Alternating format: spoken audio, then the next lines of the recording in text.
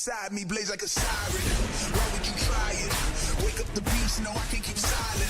I put my time in, now it's my time, your time is expiring. Blood, sweat, and tears, I cock up my fears, I'm ready to fly now. We know they scared of us, no, they don't care for us. They wasn't there for us. Up in them trenches, hopping them fences, making the plays while they riding the benches. Yeah, I cool intentions, yeah. I see my goal and get colder to sin, but when counting our sins, I don't have no friends. I came here to win. My start is your end. Now let it begin now.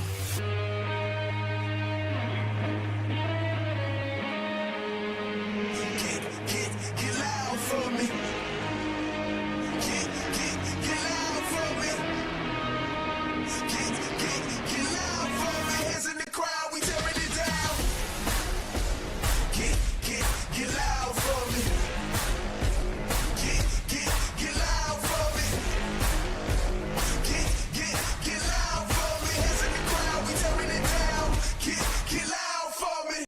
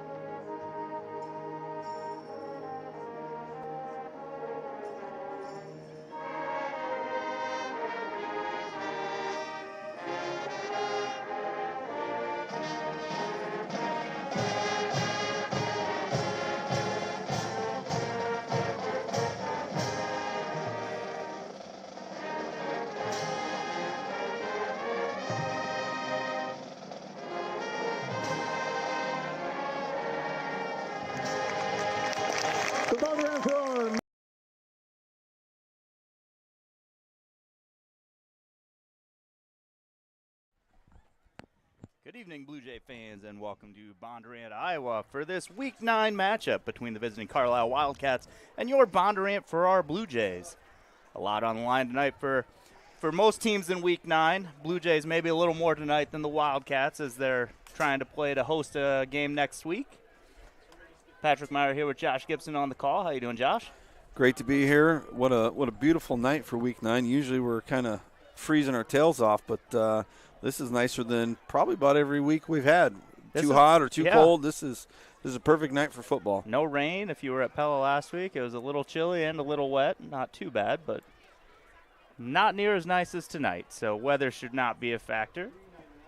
A lot of excitement coming into this as teams all over gearing up for the postseason. 16 teams in 4A will make the postseason. Blue Jays should be one of them.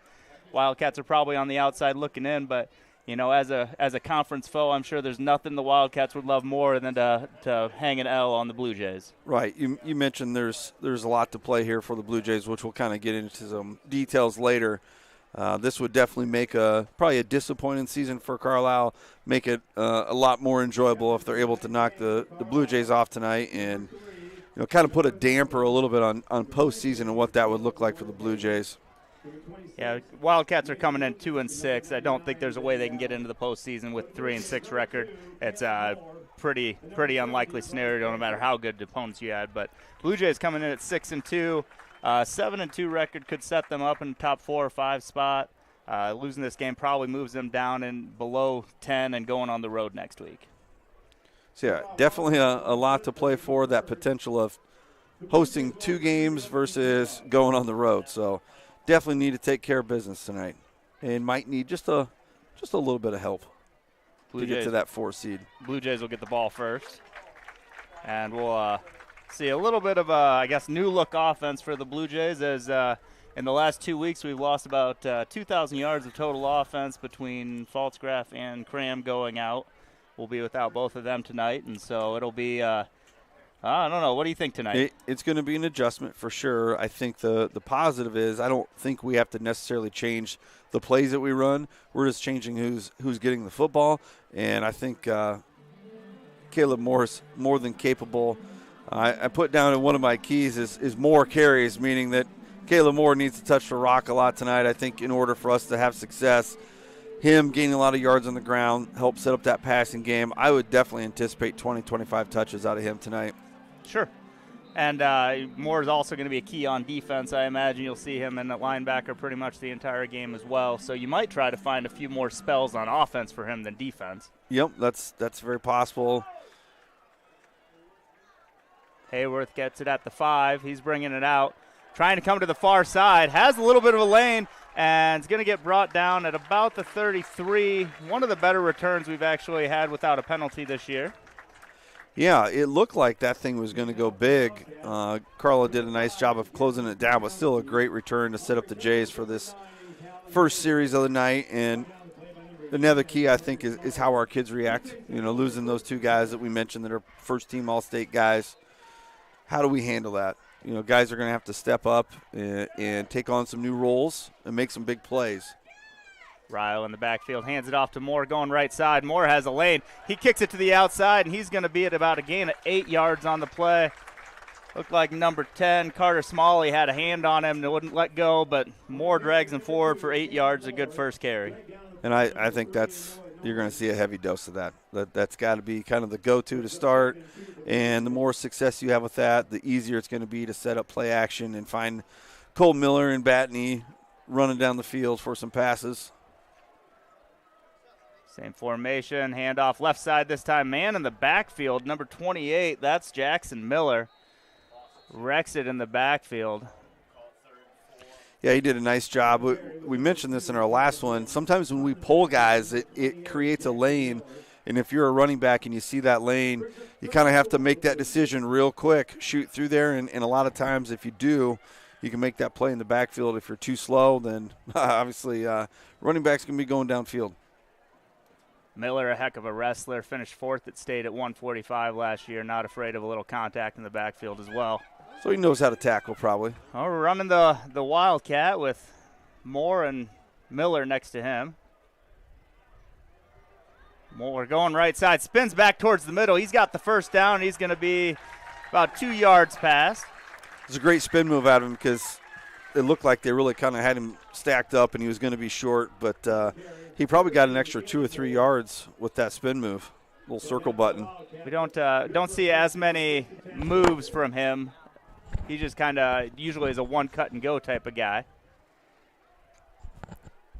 Wildcat offense, I guess he's got to bust out some Wildcat moves. That's right. Nimble. He's nimble like a cat. Oh, nimbly bimbly. Moore in the Wildcat again. Right up the middle. He's going to get brought down, gain of 6. Number 12, Grant Weston in on the tackle along with Mason Lucas that time. Another good play out of the offensive line here. Just get downhill, get a really good push, and create a great seam for Caleb to hit that up right up the middle. I mean, 6 yards at a time is plenty. We'll take it.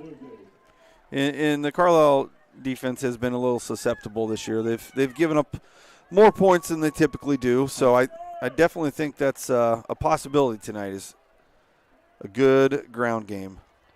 Ryle back in the backfield, takes snap, looking to pass, looking left, scans back right, throws deep. That's going to be over Miller's head. There's a little too much on that. Yeah, sometimes he's got too strong an arm. Yeah. And he can throw it a long ways. Had time, good protection from the line. You had Miller out on the left and Batney, Riak on the right. That's kind of been the stepped-up receiver there. Batney had a lot of receptions last week against Pella.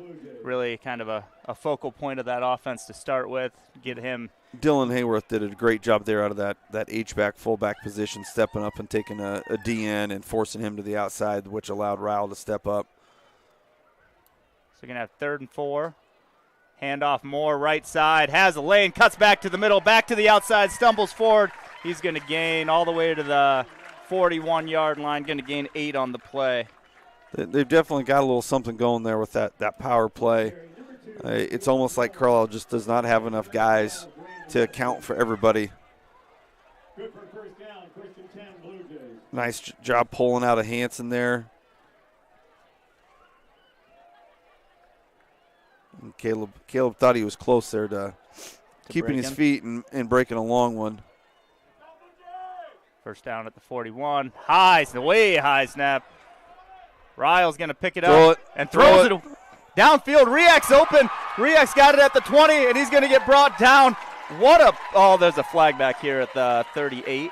I'm not for sure. That might be on them. I don't know if we had anybody downfield. I mean, that was in the area of where he threw it, so There. pass interference on the defense That is a really strange call. I don't know if I've ever seen the white hat from way back there call pass interference. It was really odd, and maybe it was a pass play to begin with, but we did not have a single lineman go downfield. Well, so you're declining it, right? Might be able to add.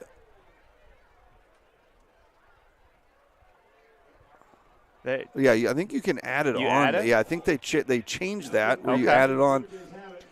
We've mentioned the intelligence of Ryle earlier this year, and that's a perfect example. It scared you to death when he was picking it up. Yeah, I think he was toying with Vrew there. The fake That's flag the throw. first flag on Hudson Yeah. Brew from the sideline. But what a great play. I mean, honestly, he was probably just going to try to throw it away, but then actually found a wide receiver. And good job, Batney, staying with the play, Yep. making himself visible. Moore to the right side. He's at the 5, and he's at the 1-yard line. I think we're going to need to see a little digital camera view down there. I thought he got in. But, yeah, back to that previous play. That thing could have turned out way worse, and that's about as good as it could have turned out. Yeah. Well, because he had lost, what? That was 15, 20 yards. Yeah. What do you got? Yeah, he might have been short. All right. Well, they didn't account for his reach. 2nd and goal at the 1.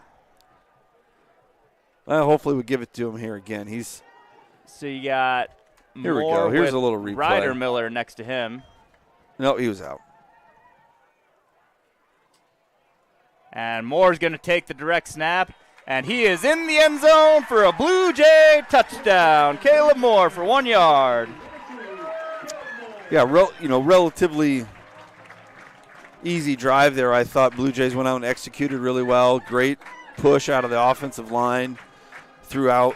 We just had the one snap that definitely put us in danger, but for the most part, that's a great opening drive. Yeah. Exactly what you were hoping for. Your offense needed to come out and make a statement saying, hey, we can score without Titus, without Reed, and they just marched right down the field doing it. Kick is up and good for Robinson. Jace Robinson puts the extra point in, and Blue Jays are up 7-0. And I think that it was really important for Blue Jays to start that way tonight. If they would have got down a score, not that that would have been detrimental, but just for the mental psyche of, hey, we're all right. Yep. We still have a lot to play for.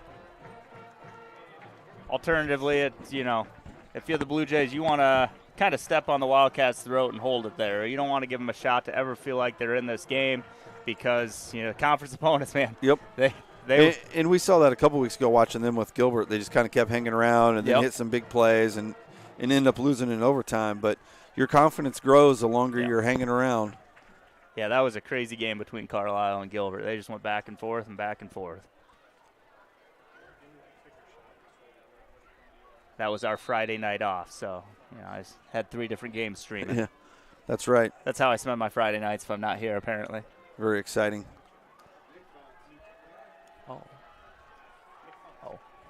All right, kicking off. Our 2 main kickoff guys are now out. So this is Nick Fonts out to kick off.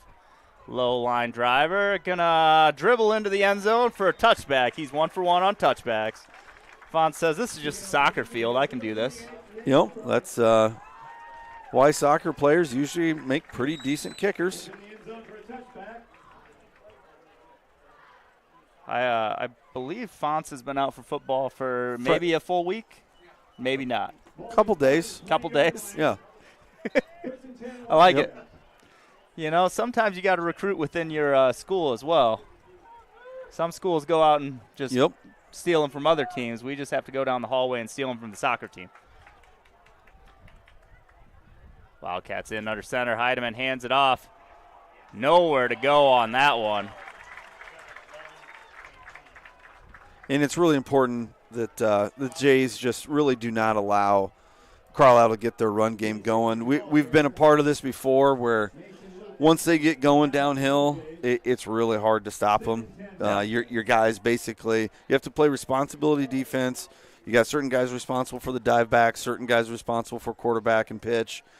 And once they start having success with the dive back, then all of a sudden you got other guys trying to make the tackle, and then people just aren't doing their job. So can't let them get going. Heidemann runs the pitch out.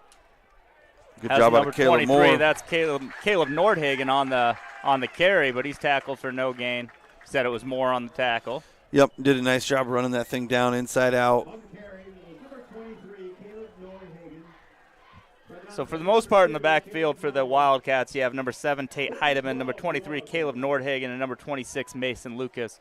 And they're all kind of bunched up in there going different directions. And, one thing that's not fun about calling their games is it's hard to tell who has the ball from up here. Yeah, and that's a sign of how good their offense is if you can't tell, because that's the way it's designed. Heidemann pitch out. Nordhagen nowhere to go again. Gets the 2 yards back, but it's going to bring up 3rd and 10. Or 4th and 10. Very similar play to the one they just ran. Except they had a 3 wide. Yeah, I don't think. They don't pass a lot. Nope. They'll go a lot of games 2 to 4 passes. They've got 67 attempts on the season. But you look at interceptions, the touchdowns, 7 picks to 1 TD. There's a reason why they're not throwing it a whole lot. They want to run the football. Punt is up. Nice punt. That is a good punt. Landon Corey falls on it at the 39. It's a good job of him to get back on the football.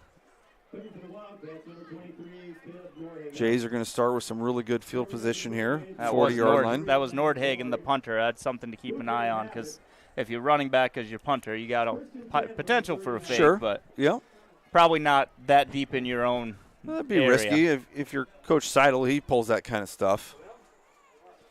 Well, not everyone's as gutsy as him. Ryle in the backfield. Caleb Moore behind him. Dylan Hayworth to the right. Ryle looking to pass. Throws it outside to Batney. Batney looking to get outside to the edge. Goes straight up the middle, and he's going to get brought down. Gain of 8. Yep, little soft coverage there, and a great job out of Batney just to settle in, and Ryle delivers a perfect strike to him. Thought for a second he was going to cut to the outside, and there wasn't really anybody else out there, but I don't know that he was going to break away. No, and pretty solid tackle. That's where you'd like to see him get to, because obviously there's a lot less people out there to tackle you, but Carlisle DB did a nice job of forcing him back inside. Ryle takes the handoff, Moore right side. Not a lot of room to go. He's going to push the pile forward and gain a yard. Better job out of Carlisle there to kind of stack things up and not allow as big as push. Going to set up a 3rd and short here. Could be a great opportunity for some play action. Also probably wouldn't be a bad idea just to keep feeding Caleb too. So looks like Cole Miller's coming out, Ryder Miller going in. Feel like that's more of a run offense move because I think Ryder's coming in at fullback, but we'll see. Yeah, going to the Wildcat. I don't know what throwing Caleb possesses. I haven't seen him throw a whole lot. He played some baseball for a while, but he's just going to take this right up the middle. He's got the first down. Brought down by Miller, but not before he gains 5 on the play. Yeah, he's an athlete. I'm sure he can probably throw it pretty well. But, yeah, once again, great job up front, creating a pretty good seam for Caleb to get through. I mean, the linebackers seem to be pretty solid, consistent tacklers. Lucas and Jackson Miller are both wrestlers. I always cater to that being a good tackling idea, but the linebackers are securing tackles, but if you get 5 yards downfield. Well, and we haven't talked about him, but Bryce Baker is back out there tonight, and on that play right there, he absolutely destroyed the D tackle. Okay. And that really makes things a lot easier when you create a much bigger gap because that D lineman's just getting washed down. Yeah. Looks like Jays were a little unsure there of what they're doing, so take a timeout. That's their first of the half. We got a couple other games we're paying attention to while we're up here. Right now, North Polk is up 14-7 over ADM. That's nearing halftime. That's number 4 versus number 5 in the RPI. And then Glenwood, number 3, versus Norwalk, number 10. They're tied at 14s late in the second as well. Looks like I think that's Norwalk driving. That's or is that Glenwood? No, that's driving? Glenwood that's driving. Glenwood's in the okay. So how does the obviously ADM, Norfolk, one of them loses, they drop the lowest. So one of them will stay in the top 4, one of them will drop out. The top 4 is significant because I expect you're going to have home games for the first 2 rounds as the top 4. It's the way it's been set up in the past. It's what they imply they will do. You've earned that reward by finishing in the top 4. The association still makes 4 pods of 4 teams, and some of it's regional.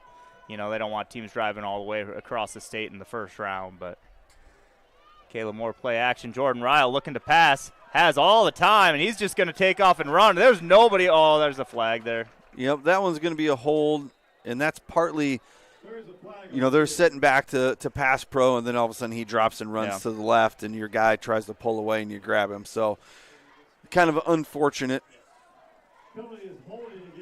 Going to be a replay of down, probably going to be 1st and 20. Yeah.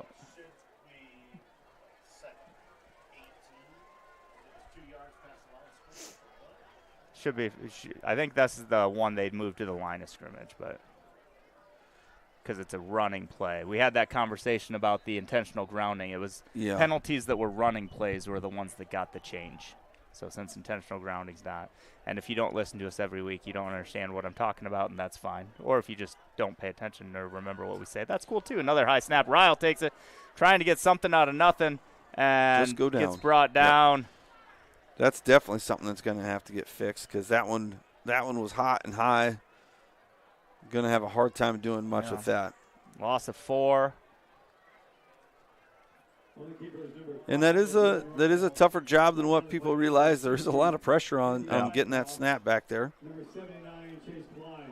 And a lot of the stuff we do, if the snap's not back there on time in a perfect spot, it throws the timing off. Well, and we've had more injuries on the line than I ever would have thought were possible. I'm not sure if anybody's made it through maybe one, I don't know, but not too many have made it through the season without any injuries, and I don't think we've had the same starting 5 at all. Ryle gets a quick out to Miller. Miller's going to get brought down. They're going to give him the 45-yard line. That's just amazing timing right there. Ryle had that thing coming out right as Miller was coming out of his break. Picks up, 16 yards? 16, 17 yards so on that. You go from 2nd and 24, which you're like, we're probably going to have to punt, to now you got a pretty good shot. And you got 2 down. Yeah, you got 2 downs. Depending what you get here, you get 3 or 4 yards, you probably go for it. What are you looking at? 4th and 4, you'd maybe go for it. Longer than that, you'd probably not, or you want even 3? I think anything closer than what it is, you're probably going to go for it. Okay. That might have been a false start on the receiver, but he just timed it up really well. Ryle gets the ball out to Miller. Miller makes the catch. He's out of bounds at the 30, right at the 35, so gain of 10 yards, picks up a first down. Another great timed play, and Little pitch and catch. Good timing route. And that's tough, him rolling to his left as a righty, but does a nice job of squaring those shoulders up. He does make it look easier than it seems like it should be. Yep. Yeah, that's a great spot. Like, that's tough to defend. We're not surprised with Ryle making great throws. We've known it's been there. He just hasn't really needed to do it that much.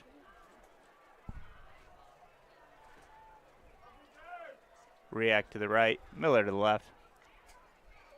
Hands off Moore, up the middle, nowhere to go that time. Good job by the Wildcat defense. No gain on the play. Yeah, not much doing there. Not a lot of push. See Chase Klein right there in the middle of the D line, along with number 60 and Aiden Wyckoff.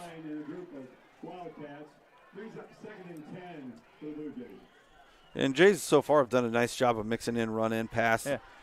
Haven't been run heavy or even formation heavy. They've done a nice job of mixing things in. Well, that's a false start. And he got a little step over there, so that's going to bring he was us back probably to running second her out. 15. He was running deep. He wanted a head start. Got a little excited.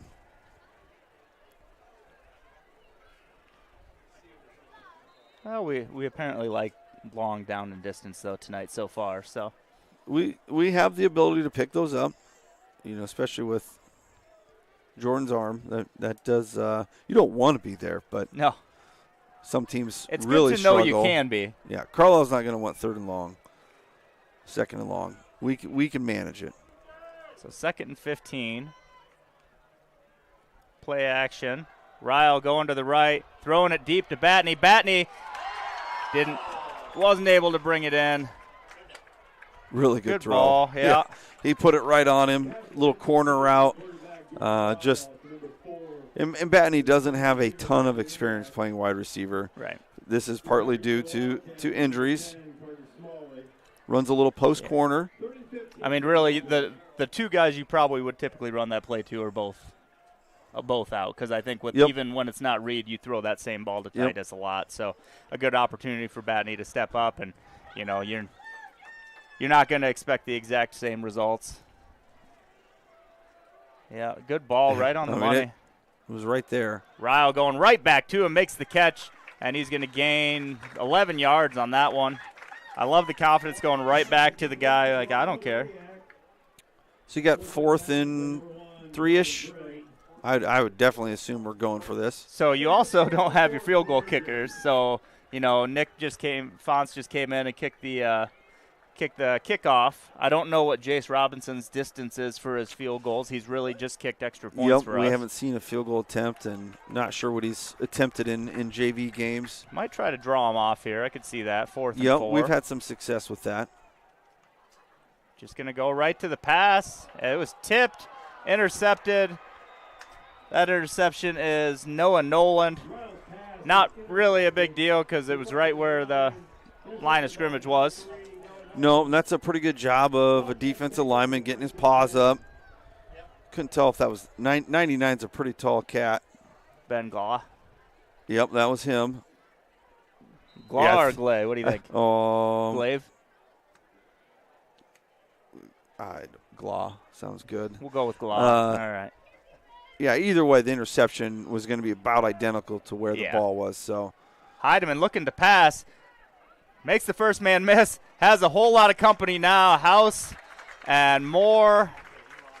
And I think Cole Miller was there too. Great job out of the guys in the secondary.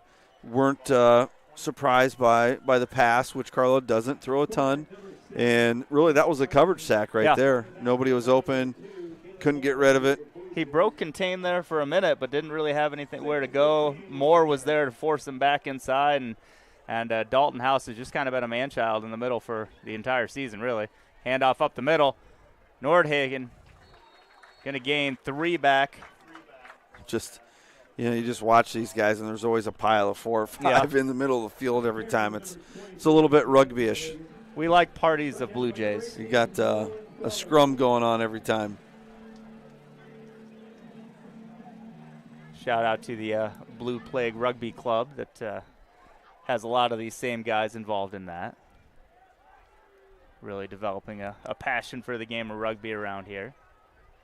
As we mentioned, this isn't an ideal down and distance for For a Carlisle. This is run-heavy not team.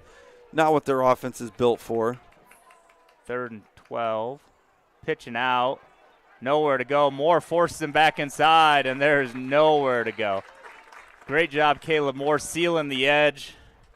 Results in a loss of 1 for Nordhagen.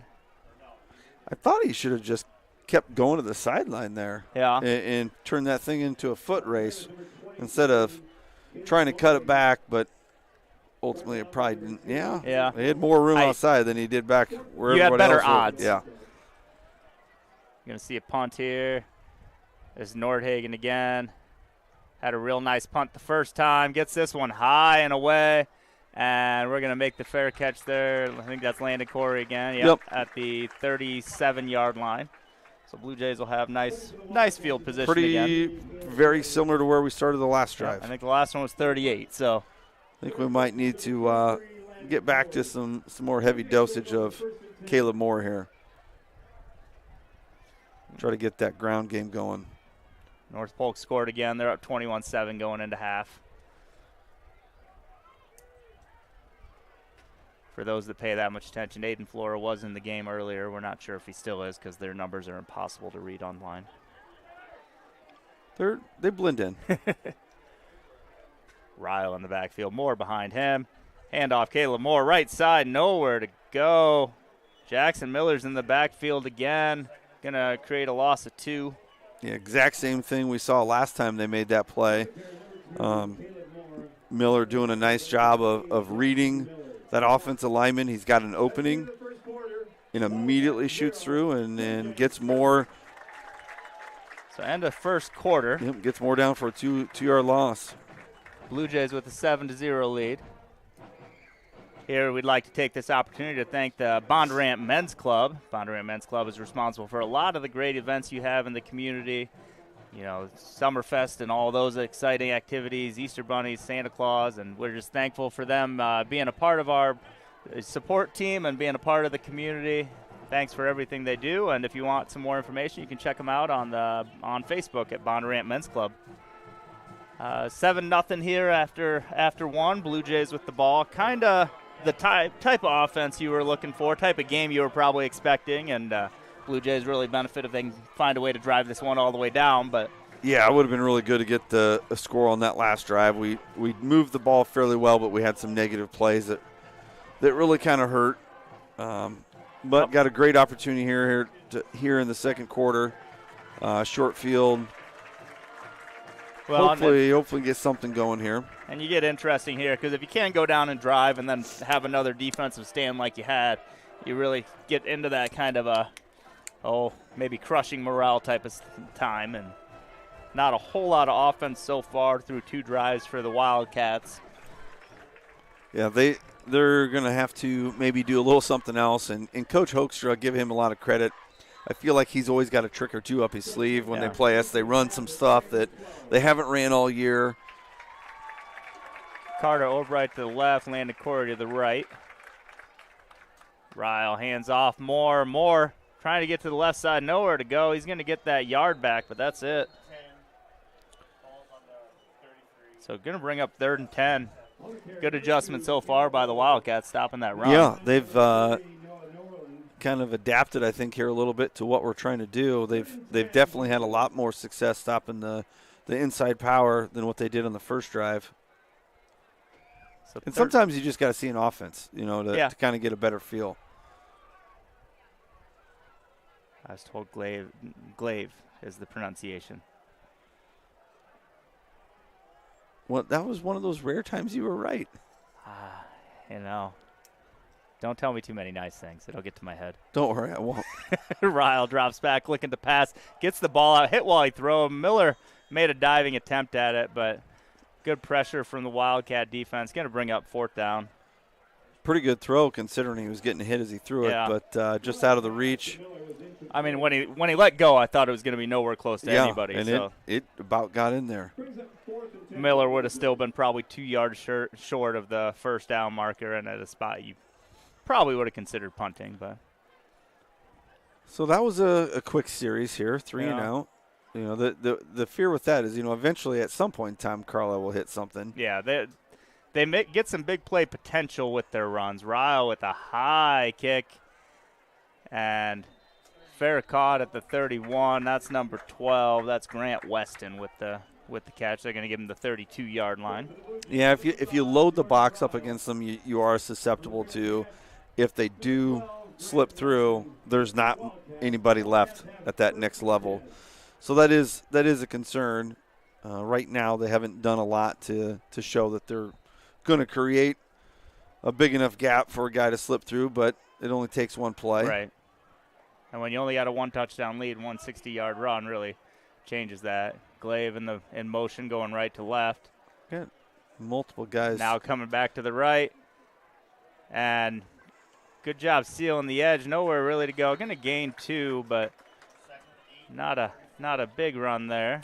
No, they're just really not getting much push up front. That was Lucas with the ball carry, trying to get right in behind big 99 Ben Glaive, and one of our pink shirts was able to force that back inside. I think it was Cole, right? Joey George did a nice job of sliding off a tackle and didn't make the tackle but kind of forced the play. Push him back to your friends. And weird start. Quarterback kind of ran into lineman.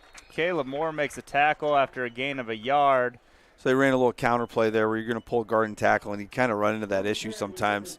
A lot of congestion in the backfield because two guys are pulling. Somebody's trying to replace them for the linemen that are coming through. And, yeah, quarterback just didn't quite get deep enough. Guard ran into him. And we might have pushed him too. Oh, sure. Good job by the defensive line. Brings up 3rd and 7. Shotgun formation here.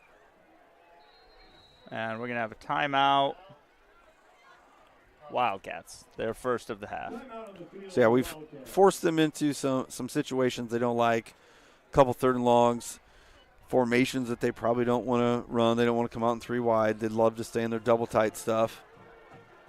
And that's a testament to our guys up front. I think just aren't given anything. 3rd and 6. Again, not a lot of passing, but it might be an opportunity for them to look for the pass, even though you're not going to catch somebody off guard with the pass here, but you haven't had a ton of success with the run. No, and we've seen them the last couple times on 3rd and long.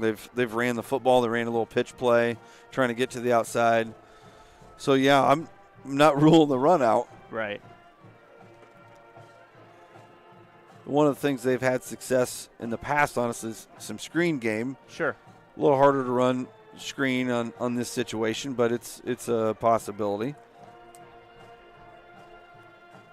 One player that's been out there on defense for us that hasn't had a ton of reps out there is number 18, Nolan Fellers, coming in at safety. And I think it's a really great move, especially against a run-heavy defense. Fellers is a pretty secure tackler there, so giving him an option to help clean up. Well, and he's a good athlete, so if you need him to cover, he can cover people if he has to. Looked like they were setting up your screen. They still might be, and you're going to get a hold there, incomplete pass. Yeah, he probably should have chucked that one to 80. Flag on the field. Had some single coverage with the middle of the field wide open. Going to decline that, I would guessing. assume decline. Holding. Penalty is declined, which will bring up 4th and 7. Bluejays decline the penalty. I think that's technically their first pass attempt the other 2 times he's gotten tackled. Well, that's probably true. So, looks like the punt team's coming in. Norhagen stepping back to about the 20 for the punt. Got an opportunity for another good field position here. He's been pretty solid punting, though. Good job going down to get that. High ball. Maybe let that one go. And he does, and bounces straight up. It's going to be a Blue Jay ball at the 37. So yeah, he didn't get as much as that one as he did in the previous 2. So, but it's very consistent on the starting point. Yeah, right close to that 40. Some people aim for their punt to be inside the 5. He's aiming it for the 37. Exactly. Blue Jays' 4th drive here, looking to get something running. 9:33 remaining in the second second quarter.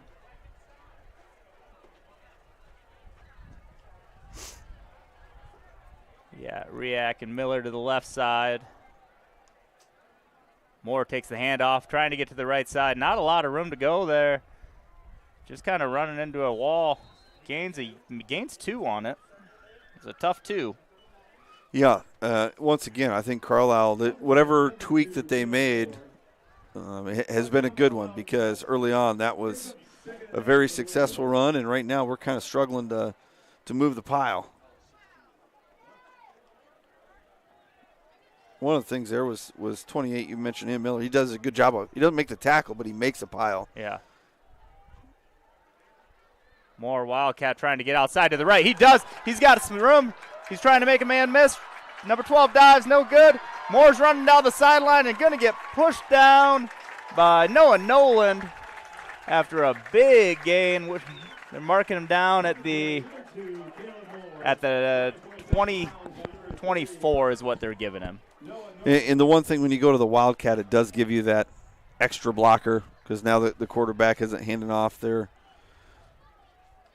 the runner, and you get an extra lead blocker out of that running back, which Ryle does a nice job of picking his guy up, and Caleb does his thing.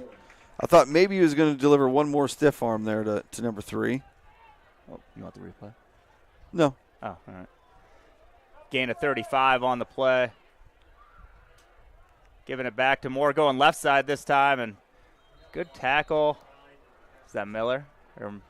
Yeah, number 28, Jackson Miller on the tackle. Gains a yard on the play for Moore. Yeah, for a sophomore, he's a nice player. Yeah. He was 4th at state last year, and I'll tell you what, you see him out there, he doesn't look like he was anywhere close to 145 pounds. He looked like a 160-pounder, so I don't know how he made weight. But I'm guessing he's got a good amount of grit to him. 2nd and 9 now.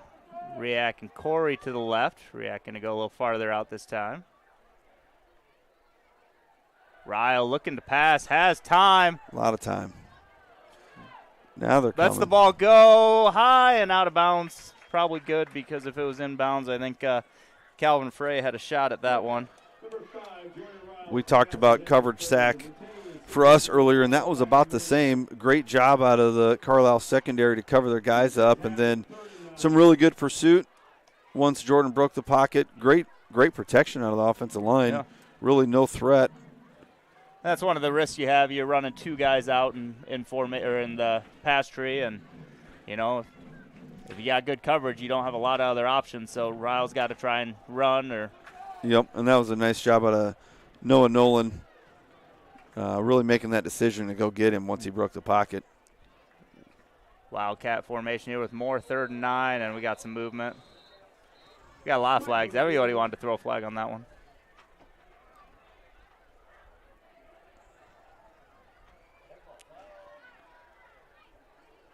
Oh, run out of time? It's looking that way. Either way, it's a little delay game on that one. So 3rd and 14 now. I don't know if that changes your Wildcat formation here, but if you get the same result as the last time you ran that. Yeah. You got 2 plays really here, 3rd and 14. I'm guessing we're not kicking anything outside the 20. No. Got a little empty set here. I don't dislike that. Ryle look quick pass to Corey. Corey not able to reel it in. Hey, a little hot and high, but I would say close. that's Jordan makes that throw about 99% of the time. That one was catchable, but it was pretty darn high. Yeah. Normally, not an easy catch, but catchable. Normally he's going to put that right on him. I saw an NFL game last night with a guy who had caught one, who could have caught one in the end zone. Yeah. That was also a very catchable ball, but. Yeah, this makes your 4th down. If you get that, and then you're looking at 4th and 5. Is this your screen pass? Well, perhaps. Well, to Hayworth in there, probably not. No offense, Hayworth. Ryle looking to pass, has time. I don't know. The way they got through it almost was like it was screen. He's wide open. And that's a touchdown to Aiden McDonald.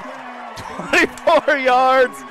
Jordan Ryle with the great read finds McDonald coming all the way across, and Aiden's just waiting for the ball to get there. He's so open. It's a great job out of Ryle just to create some time and some space and deliver a strike. I'm not for sure if they forgot Aiden was on the field, but, man, he was open. Well, it's a long time to cover people. I mean, he was back there a while, but what a nice little senior night gift there. Aiden Well, McDonald usually scoring like a you're on the touchdown. screen. Off the post. It might have been blocked a little bit too, but so the extra point is no good. Blue Jays up 13-0.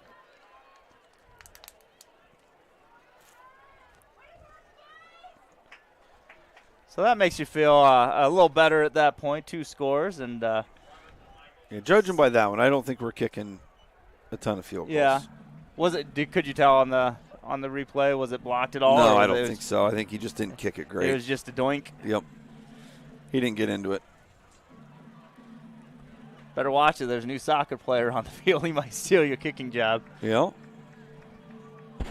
So we got 7:47 remaining in the first half. Check in on the 2 other games that are streaming next to me. Glenwood's up 24-14 over Norwalk at the half, and North Polk's up 21-7 over ADM at the half. So, yeah, not the score we're looking for in that Glenwood. No, we were hoping for a Norwalk victory, and Norwalk can score abundantly, so it's not something where they can't recover from this. But you are down by 2 scores, so something to keep an eye on. Yeah, it might be more of a stopping them from Yeah. scoring issue than scoring. Fonz gets another kick attempt, sidewinder, kind of funny, and it's going to go into the end zone, and that'll be a touchback. 2 for 2. You should have got Fonz out earlier, and he could have given, Titus and Reed a little break on kickoffs. Yeah, I mean, just show up on Fridays and kick. Right?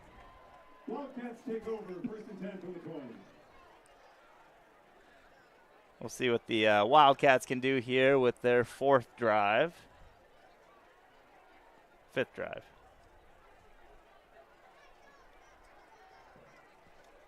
Yeah, they're going to have to find something here. Yeah. Try something a little bit different. I'm not for sure what that is. They really have not had any success in the run game.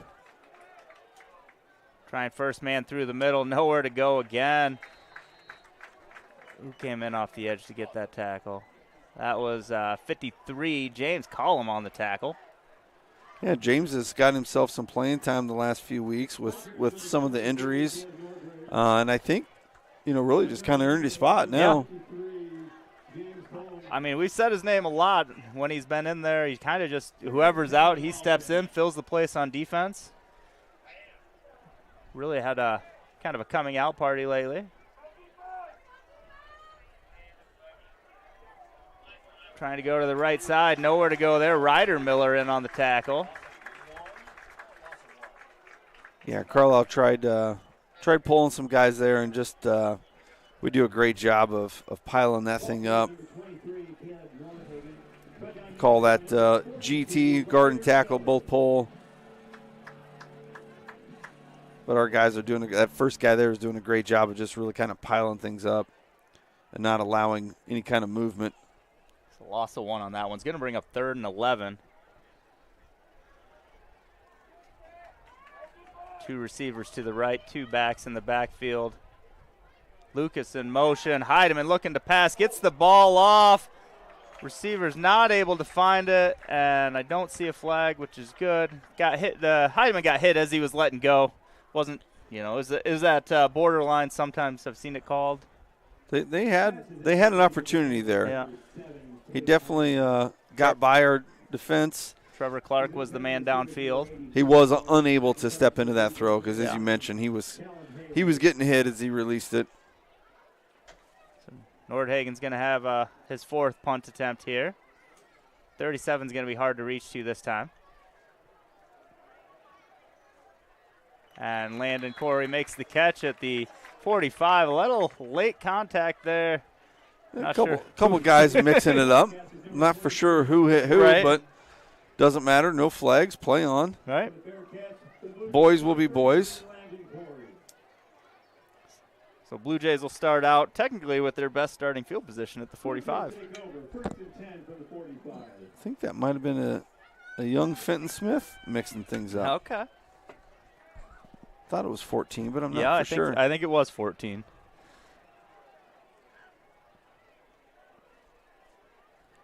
Ryle with Moore behind him. Moore takes the handoff left side, trying to get outside, spins back to the middle. He's going to gain 5 on the play. How many carries did you want from Caleb? Well, I said 20 to 25, and I think realistically it's closer to that 25 range as I would expect to see tonight. What's he got? 16. Okay, yeah.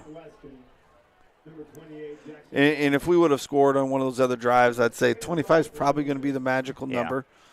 Well, at some point you might start mixing in somebody. I mean, we've only seen him in the backfield so far.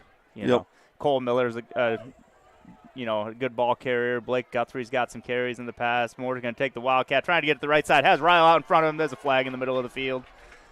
I think this play is coming back. Nice. Same play that they ran before with success. And I don't really know if this is Wildcat. I think Ryle is maybe just either offset or the center just snaps it directly to Moore. Well, if you're practicing normally in snaps Wildcat, offset, then that would explain some of the difficulty in snapping. But normally in Wildcat, Ryle's not Yeah. next to either Titus or Caleb. Sure. So that 20-yard carry is going to come back. It's going to be at 10 yards. Looks like they gave it 9 yards from the line of scrimmage. So going to be at the 41, 2nd and 14. After the penalty, Bluejays have it 2nd and 14.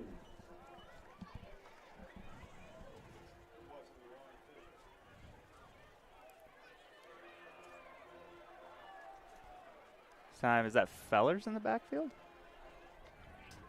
No. Yeah, it was. Riak with the carry. Riak upfield. He's going to pick up the first down all the way to the 30. Well, they're going to give him the 40. You got to see a little glimpse of his speed. We've seen it coming off the edge. Yeah. Haven't really been able to see it a ton catching the football yet because a lot of them have been short, but that jet sweep action to him, he can get those long legs a-going. Gain of 19, picks up the first down.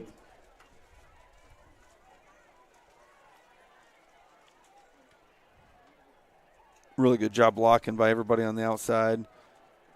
Jet sweep is definitely not new to us, but it's the first time we've seen it with Batney. We haven't ran it as much this year as we have in years past, I would say. Moore with the throw. Oh, intended for Fellers, just behind him.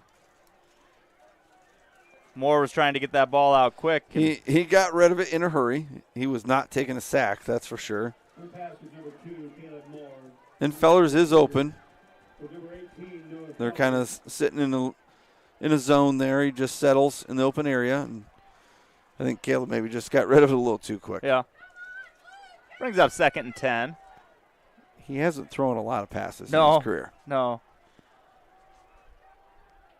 Ryle with Fellers to his right, Riak to the left, trips to the right. Jet sweep look again. Play action. Yep. Ryle looking downfield, letting it fly, trying to get it to Caleb Moore. Contact down there. Good defense by is it Mason Lucas. It's going to be incomplete. Yeah, pretty good coverage out of them, honestly. A little bit of hand fighting, but I think that was a mutual thing. It wasn't one guy was pushing the other. And once again, Ryle's arm is just too strong. Yeah. I wonder how far he can actually throw it. So let's see how far you can throw it. I got to think like that one right there was pretty much 50 yards in the air pretty easily. Yeah. He's throwing that from the 50.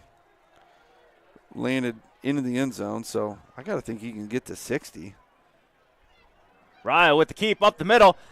Cuts back, goes to the right. He's going to be about 2 yards shy of the first down marker. Gain of 8 on the play. It's going to bring up 4th and 2, and I imagine you're going for it. And that's why it's really important for jet sweep to work, because we just went 2 plays in a row where we faked that jet sweep. If the jet sweep isn't successful, then you don't get a go play action. You don't get a fake jet sweep and have your QB keep it up the middle. So that's a really big play out of Batney. I got to think we'll probably come back to that at some point. Yeah. But nice series of plays there, kind of one setting up the next. Counted as a gain of 7, so going to be 4th and 3. 7 seconds left on the play clock here. And they got him.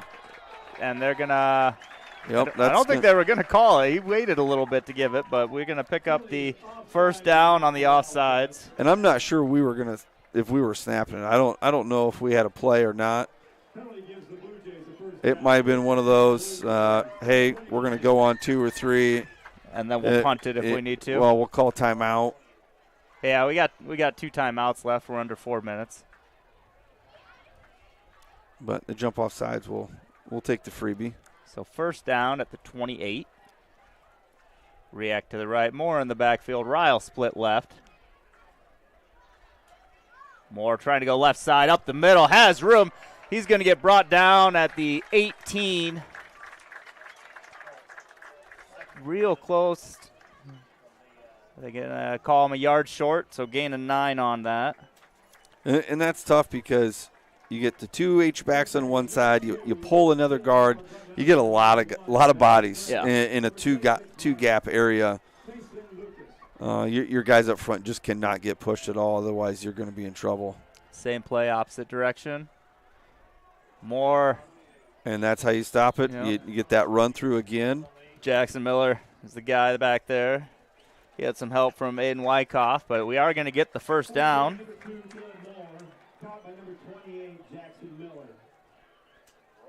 Yep, he sees that guard pull and just shoots that open gap. He's gotten pretty good at that tonight. He's seen it enough. He should know what to look for. Caleb might get to my 25 by halftime. He's going to be close. I only put lines for 20 on my stat sheet per half, so.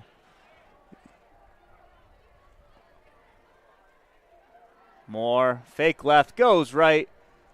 Trying to push the pile ahead. A counterish looking play, kind of the jab to the left, and then gain of 5. Bring it back to the right. More of a timing. Let your guys that are pulling get over there. And in this case, we just pull the 2 H-backs. One kicks out, one pulls up to guard. Pretty good play. This brings up 2nd and 5. Ryle's going to split out left with Batney. Moore in the backfield by himself again. Well, he's got the two H-backs in front of him, I suppose. Moore right up the middle. And he's going to be real close to the first down marker. It looks like by the far official he's got it. Look, one is signaling, so, yep, that's going to be a first down.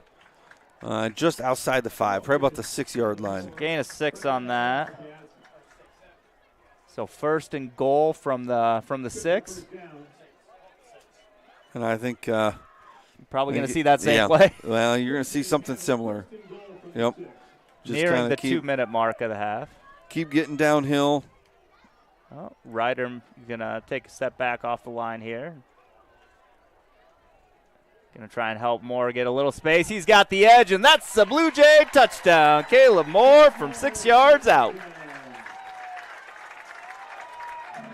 Yeah, that drive right there was a heavy dose of Caleb Moore. Yeah, eight or 9 of them, I think.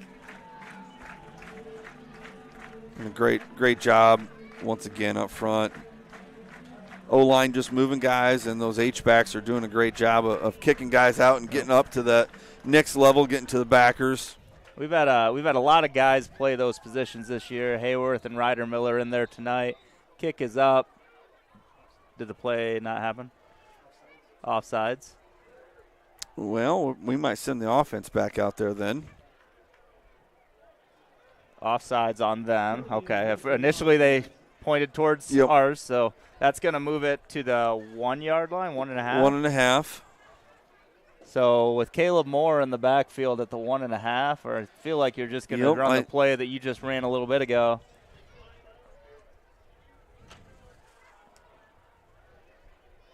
I would think you're going to see something with Caleb here.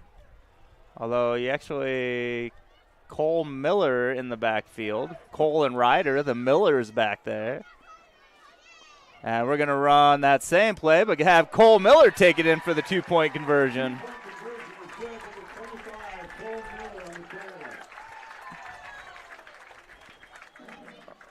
Yep, good job out of the Blue Jays to take advantage of that Wildcat penalty. That's going to get us back to that nice 21-0 mark. 1:48 remaining in the half, and real happy first half so far for the Blue Jays. 21 carries for Caleb Moore. He's getting a workload in, and he's probably a guy who's been sitting back like, no, you can give me 20 every half. I'm fine with that, Coach. Yeah, I think he's built for that. The first half's maybe been a little bit different than what we've been accustomed to seeing, more explosive plays, and that's kind of where we are, down a couple of the guys that we are. We got to go about things a little bit differently and probably be a little bit more physical up front, which I think we've done a great job tonight. Kind of just been marching down the field. Nick Fonts in for his kickoff attempt. And that's more of a high pitch. Going to bounce in a funny spot. And that is a live ball. And he cannot bring that in. You can't carry that back into your own end zone and be a dead ball, can you? That's not a safety either. It's not a safety. I think this guy may have inadvertently blown his whistle. The white hat did not. I'm hoping it takes less than 5 minutes to determine the inadvertent whistle. Yeah, I think you just go, all right, let's go to the let's take this thing out. I blew the whistle. Yep. If they blow the whistle and mark him down up to 2, that would be a killer. Yeah. I mean, technically, you'd probably give him forward progress at the 4, right, where he picked it up or whatever. But I think they're going to give him to him at the 20 and just say, "Yep, we'll talk about that later, Coach." Because you don't get an advantage by carrying the ball into your own end zone, but it happens. Mistakes happen. We're all human, I think. Yeah, and I don't think the staff's going to be too upset about it. No, I mean it's they would definitely like them not to blow the whistle there, but yeah, we're gonna get another defensive back out over here. Heidemann rolling to the right, tries to get the ball away quick, incomplete. Well, with that play right there, now you run the risk of the Jays using their timeouts because you kind of gave them a free down. Yeah. Because we still have 2 timeouts. Yeah, 2 timeouts. If they come out and run it and don't get much, I would expect us to call a timeout here and try to get one more before halftime. 2 receivers right, 2 receivers left. Heidemann looking to pass. Nowhere to go. House is chasing. React's chasing as well. That ball's going to get thrown out of bounds, and timeouts might not matter here. No, and that was a great job out of Heidemann to get away, because I thought for sure House was going to get House him. had him, and House can run for a D lineman. So good job out of him to avoid the sack, even though a sack might have helped a little bit, maybe make us use a timeout. So we're 3rd and 10, minute 39. They've run no time off the clock here so far.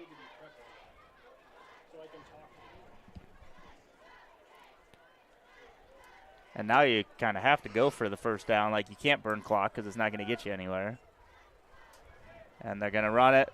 Nordhagen trying to get to the left side, and that is a almost worked. Open field tackle by Nolan Fellers. Yeah, he was kind of a shoestring tackle away there from busting that one down the sideline. Gain of 6 for Nordhagen. They pull that guard tackle again, and Blue Jays take their 2nd timeout. It's a great tackle out of Fellers. Yep. I mean, it really was, because that was going to be a first down. So, yeah, the Jays do use that timeout. Going to try to give themselves pretty good field position here again. Have the Wildcats got a first down yet? No. I don't think so. I don't think they've been close. That's their longest play right there at 6. Before that, their longest play was 3.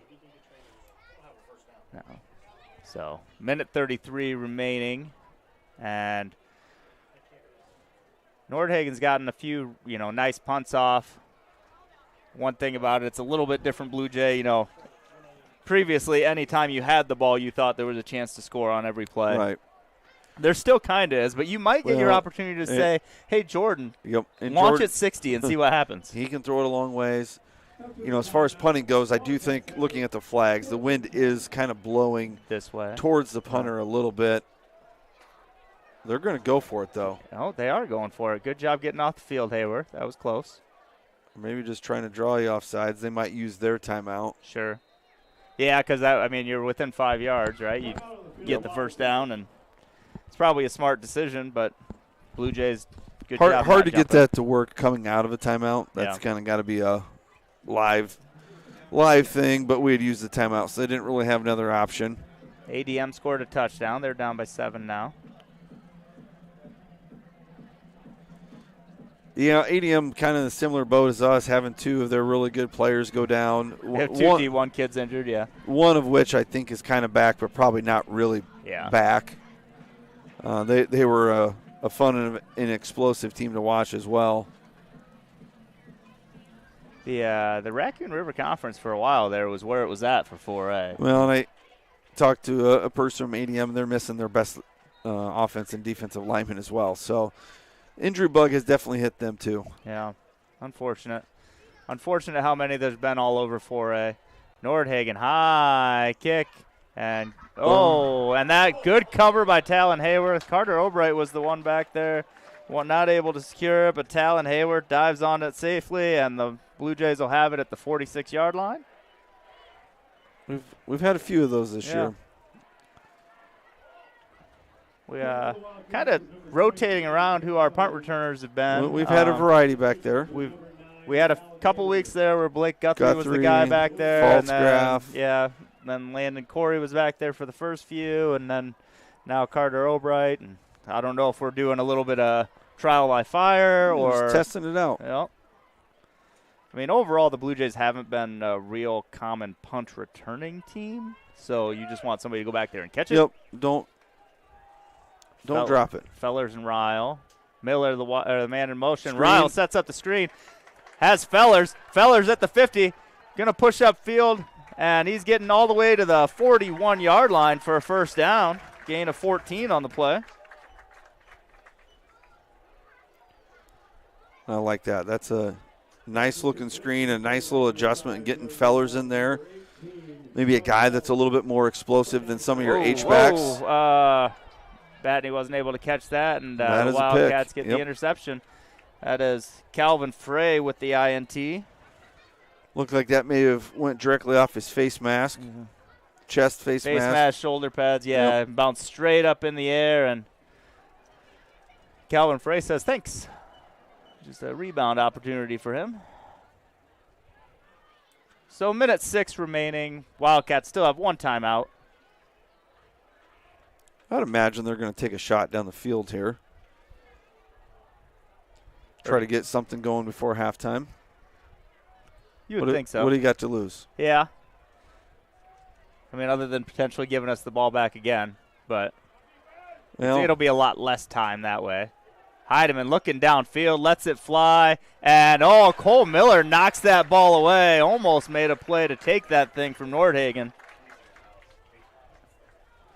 That was close to 6. I was thinking further downfield. It was a long throw. It was a long throw, and that's why it was almost picked. Yeah, you throw from one hash clear to the other side that's 10 yards downfield, you're looking at a 40-yard throw. That's a lot of ground for a DB to run underneath it.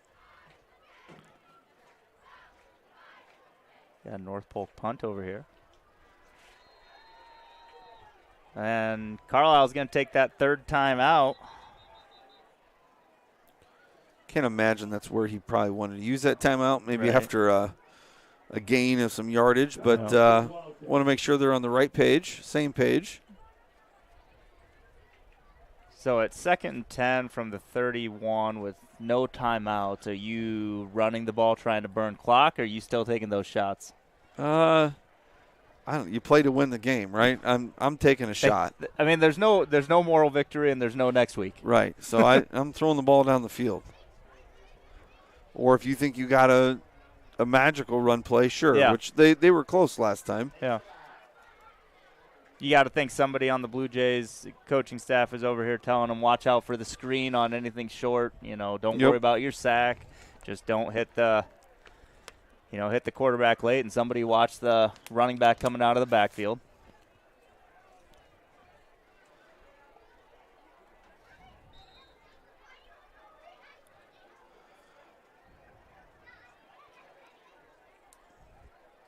Blue Jays are out, waiting for the Wildcats to huddle. 15 seconds left on the play clock. Longer huddle than I'd expect for. Yeah, you don't want to get a delay game coming out of a timeout. That's really a killer. Twins left, Twins right. Lucas was the man in motion. Heideman's being chased, wrong direction, and he's gonna. That's intentional grounding, right? It's got to get past the line of scrimmage, unless there's a guy in the area. And it was 5 yards short, and I thought the only people over there were on the sideline. So there it is. There we go. And a lot of times the refs do talk about that one because there's certain criteria it's got to meet. Yep. And each one's kind of responsible for it. Well, and the play's dead, right? So you got time to talk about it and evaluate the situation. But that's going to be a loss of down. And a loss of 5. So Jays might still have another opportunity here to get the ball back. Sure. 54 seconds remaining. Yeah, it's a 5-yard penalty, loss of down. Third and really long. Because it's 5 yards from the spot. Yep. So that's going to mark it at looks like the 17-yard line is what they're given. And they need to get to the 42. So 3rd and 25. See, I'm sure that they're going to want to get the clock moving, so the Jays have to use that final timeout. I thought that was my cord. That's your cord. Man in motion, handoff up the middle. Nowhere to go for Nordhagen. And Blue Jays are going to take that timeout after the loss of 1. That'll be their 3rd timeout, but they're going to make them punt with 50 seconds on the clock. And maybe send both return guys back there. That way they don't have to go back so far. Yeah, you could even just let it go. Looks like Landon Corey's the guy going back out there.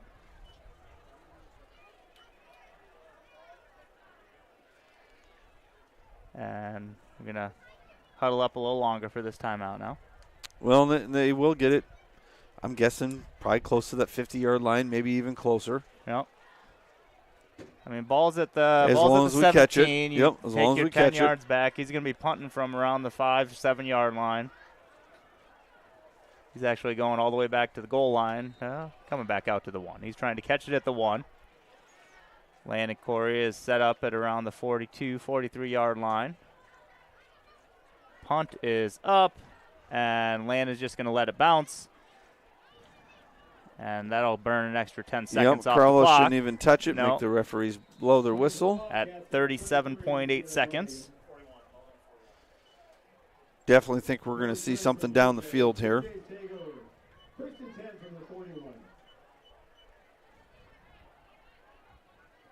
I don't hate another one to Fellers on that screen pass, but with 38 seconds left, you got to pick it up in chunks.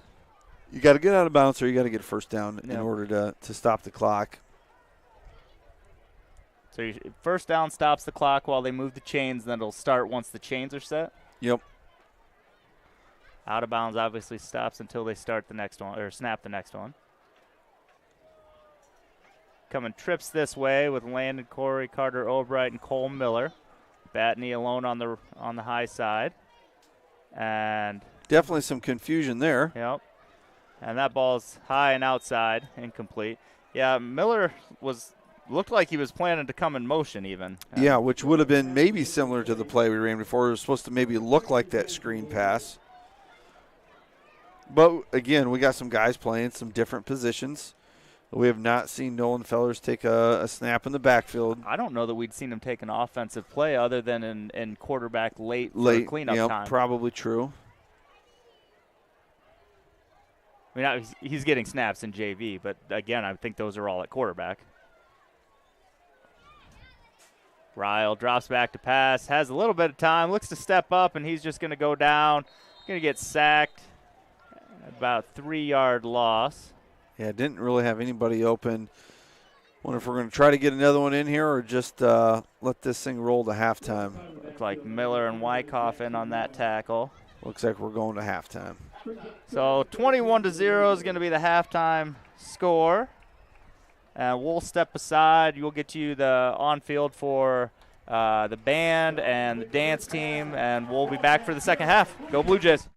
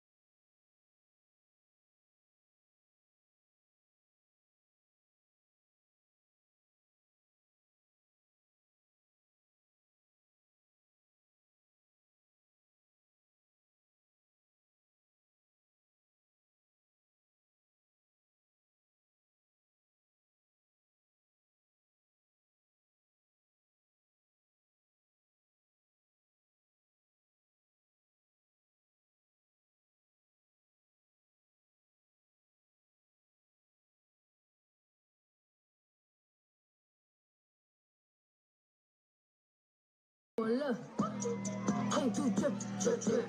Came through drippin', drip, drip. Came through drippin', drip, drip. Diamonds on my wrist, they drippin', ice. Came through drippin', drip, drip. Came through drippin', drip, drip. Came through drippin', drip, drip. Diamonds on my wrist, they drippin'. That's how we ball out. Got my money, got my money. Who cares how you hate us there? I still got my money. I still got my money.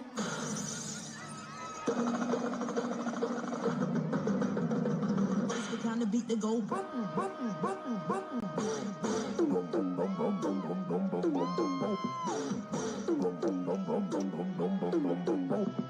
Little Sally Walker walking down the street. She didn't know what to do, so she jumped in front of me. Little Sally Walker walking down the street. She didn't know what to do, so she jumped in front of me. I said, go on, girl, do your thing, drop.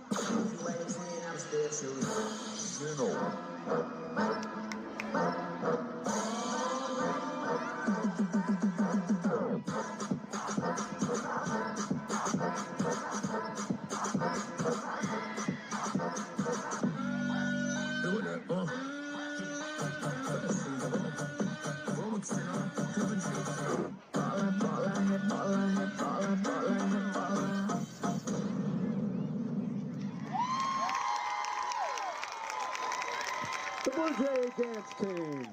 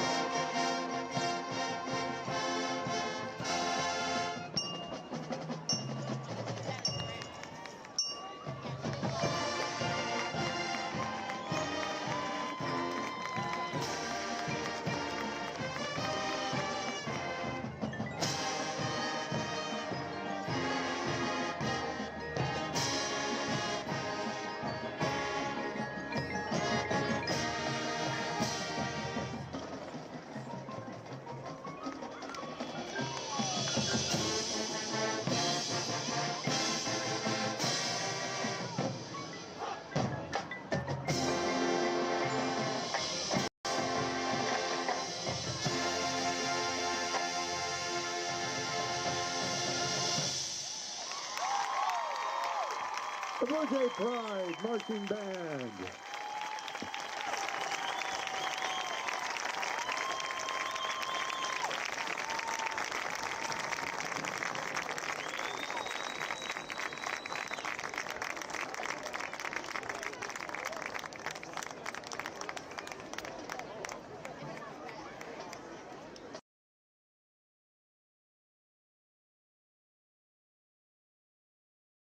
Bondurant Men's Club prides itself on providing family-focused fun events and making a positive impact on our community. Over the last year, we have donated over $22,000 to these organizations and programs. Breakfast with Santa, Easter egg hunt, Summerfest, Veterans Wreaths Across America, Courtyard Estates, Trailhead Adopt a Park, After Prom, Youth Fishing Derby, Little League, Soccer Club, Youth Football, High School Football Streaming, and the Library Summer Reading Program. In 2024, the tradition continues with our 50th year of bringing Summerfest to Bondurant. To find out more, you can visit the Bondurant Men's Club on Facebook.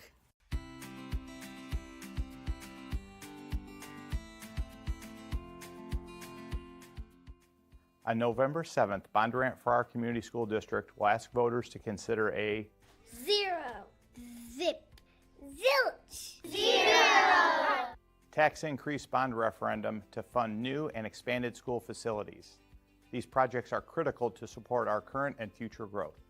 What will it mean for our students?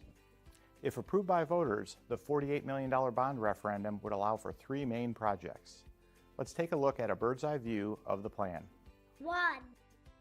In addition to the high school that would expand cafeteria space, relocate boys wrestling, add space for girls wrestling, additional related arts classrooms, and a larger fitness center. This project could start as early as next school year. 2. A new elementary school that would open in the fall of 2027, serving students in preschool and kindergarten. This school would be located on a new site separate from the existing campuses, off of 2nd Street Northeast, just north of the co-op. 3. A varsity baseball and softball complex at the high school campus, as well as tennis and pickleball courts through a partnership with the City of Bondurant. This project would also include nearby parking. The construction date is dependent on the timing of funds. How can we do all this with zero tax increase? Bondurant is one of the faster growing communities in our state. With new houses comes new students, but even more of our growth has been in commercial property. This commercial growth is the #1 reason the district can borrow up to $48 million for the projects without increasing your school tax rate. How did we get here? Facilities planning is an ongoing process that includes a lot of research, input, and careful thought. And as always, we consider the impact on our students, staff, and community members. The Board of Education is calling for this bond referendum as a way to gain upfront funding and make long-lasting improvements to our schools. Families continue to choose our schools because of the way we support and engage all learners. Voter approval of this bond referendum will help us continue to provide the high-quality educational experience our district is known for and our community expects. Please learn all you can about the bond referendum and remember to vote on or before November 7th. Go Blue Jays!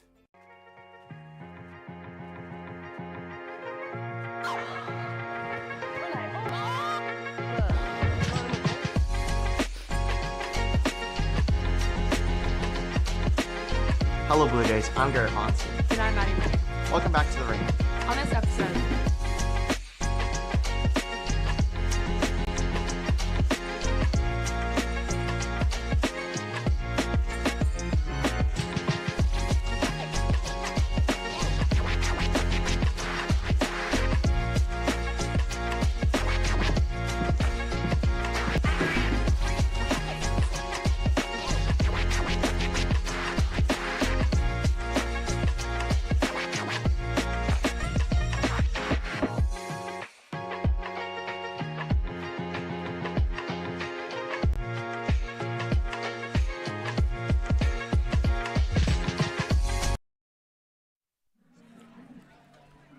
Welcome back, Blue Jay fans, to the second half of varsity football action here in Bondurant. Blue Jays are up 21-0 over the visiting Wildcats here in Week 9. Pretty strong defensive effort from the Blue Jays so far, only allowing 9 yards of offense for the Wildcats. Blue Jays, on the other hand, have 104 passing yards from Jordan Ryle and a touchdown. That touchdown to Aiden McDonald was a 24-yard reception. Receiving yards otherwise, 25. Cole Miller has 27 yards on 2 receptions. Batney Riak has 3 receptions for 39 yards. And Nolan Fellers has 1 reception for 14 yards. And your most prominent part of the offense, I suppose, you'd go with number 2, Caleb Moore, had 21 carries in the first half, 112 yards. Nice tackle there. I think that was Ryder Miller. Saved a big play, potential touchdown saving tackle there on the opening kickoff of the second half. So 112 yards for Caleb Moore there, along with 19 yards for Batney Riak. I think that was Nordhagen on the return.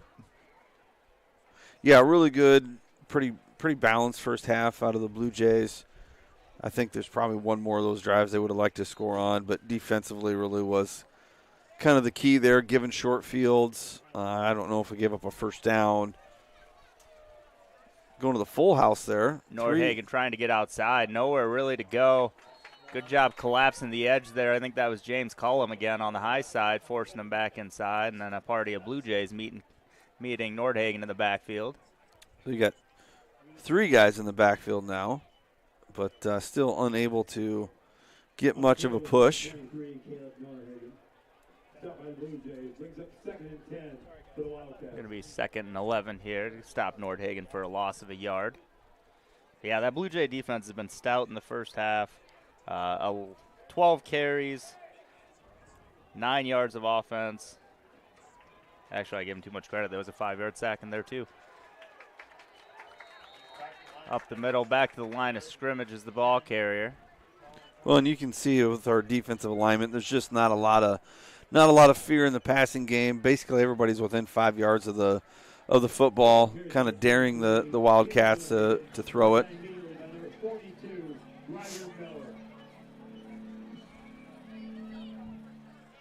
Another score update for you. Pella has taken the lead over Gilbert. Gilbert started out scoring the first 16, and now Pella has punched it in. They're up, is it 19 20 now. 20 to missed 16. It. 19 to 16, missed extra point. Hold on. Lucas was in motion. Heidemann looking for someone to pass it to, and he is not going to get the ball off, and I assume that flag is going to be a hold, but looked like Joey George is the one that got there, but there were a lot of Blue Jays in the area.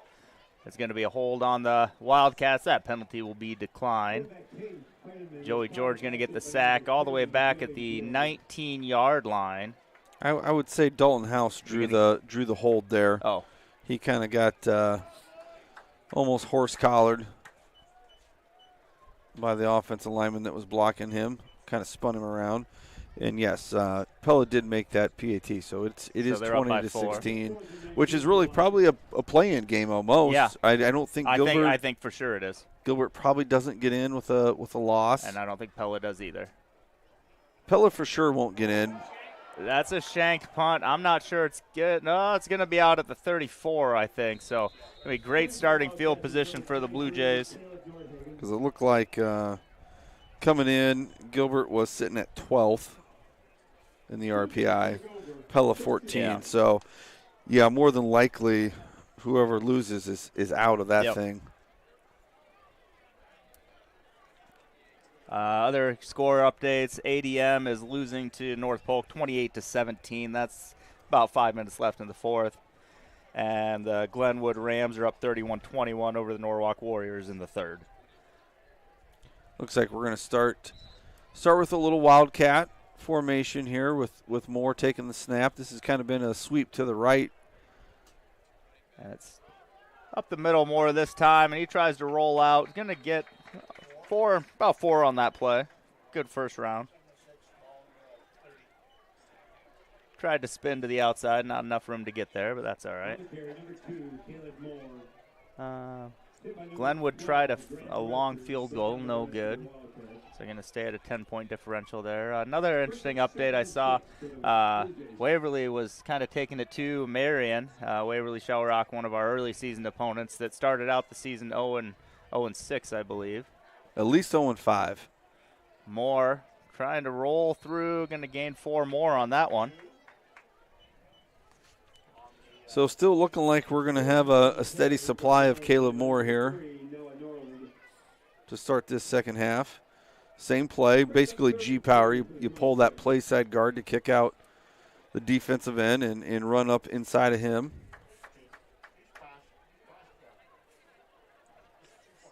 Sets up a 3rd and short. It's like about 3 yards to go still. Cole Miller, the man in the backfield this time. Still wildcatting it up. Miller fakes right, goes left. He's got room. He's trying to get to the outside. He has the edge and cuts back towards the middle. He's going to get brought down at the 10. And that's the counter play where you're going to kind of act like you're going to the right and then pull both H-backs out to the left. And really, Carlisle's got nobody on the edge, so that makes that play really easy. Good blocking out of Batney. All the way outside on the edge. Yep. Too. Yep, both receivers in that situation doing a good job and avoiding getting a hold. Sometimes when you're out there in ISO, with the one block, a lot of times you just got to get in their way. You don't really have to move them. Just make it hard for them to go make a tackle. Same play, opposite direction here. Miller taking the snap. Gonna stay up in the middle, dive forward. Gonna pick up 3 probably on the play. And Carlisle does a better job there of forcing that one inside. As I mentioned in the previous play, they really didn't have a guy on the edge to force things back in, and this time they do. They gained 2 on the play officially. Yeah, it looked like Glaive did a better job of taking on that blocker and forcing it inside. Now you got 2nd 8. Ryle in the backfield all by himself.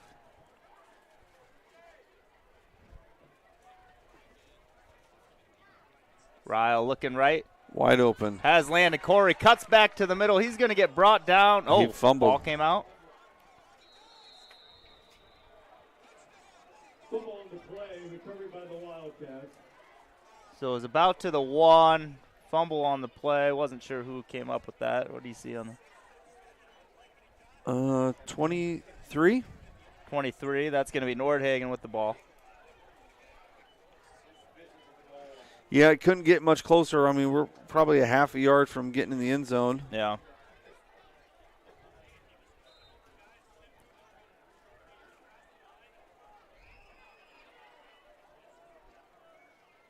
So Gilbert went down and scored. They've now taken a lead 23-20. Going a little back and forth. And Wildcats up the middle. Shoestring tackle. Is that Cole Miller on the tackle? And we saw this a couple weeks ago when they played Gilbert. They had 2 roughly 80-yard runs. Mason Lucas was the first guy through. Kind of methodical. That's not number 3. Number 3, Noah Noland with his first carry. Maybe they need to give it to him some more.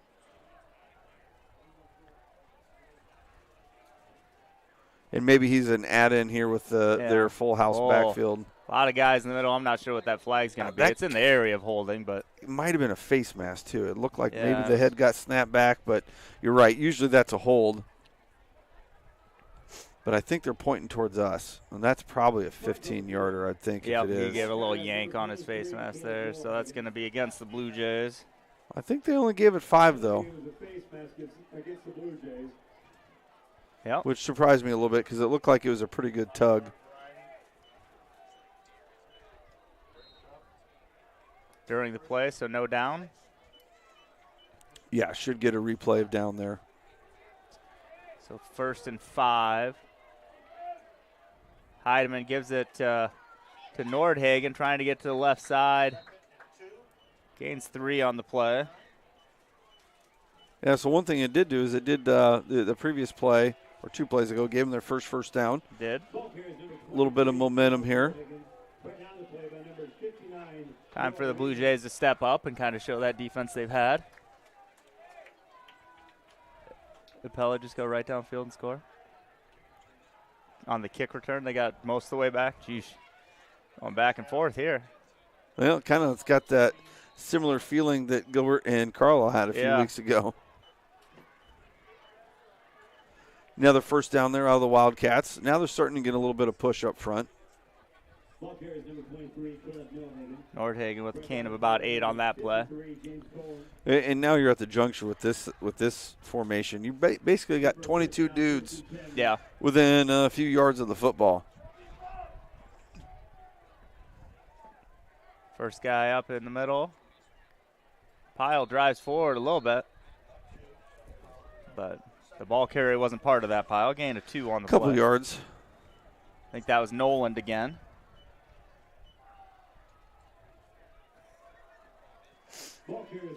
So North Polk is going to be victorious against ADM 28-17. Probably will lock them. Aren't them and Glenwood tied? Don't they have the same? Yeah, they have the exact same RPI, .6198. As the Blue Jays make the tackle in the backfield. Dalton House back there bringing down Mason Lucas for a loss. So with North Polk winning and Glenwood winning, which one of those is going to end up with the better RPI? It's going to be real close. I don't think it'll matter because it'll be 3-4, and I think it'll come back to a regional aspect to that. North Polk will probably get somebody from the east because of how it works out, like a Xavier maybe. That's a lovely first round It'll be tough, draw. yeah. I mean, it'll be well, weird. that's the thing with 4A right now. We've only got nowhere to go up the middle. We got one team left in 4A with 1 loss. Everybody else has got at least 2. So, I really don't think that there is a Well, I mean, Western Dubuque team. has kind of stayed at the top lately with only that 1 loss. Lewis Central has looked really good since their game against us. I would say that they're probably the favorite out west. Yeah. On the west side right now. But if Glenwood, although Norwalk scored, it's 31-28. But if Glenwood maintains that, you got 2 west side of the state teams in the top 2. Somebody's going to have a long drive over there. And Corey's going to make the catch at the 17 for the Blue Jays to take over. So this will be the longest field position we've had. I mean, almost all of them have been close to the 50, 40-yard line.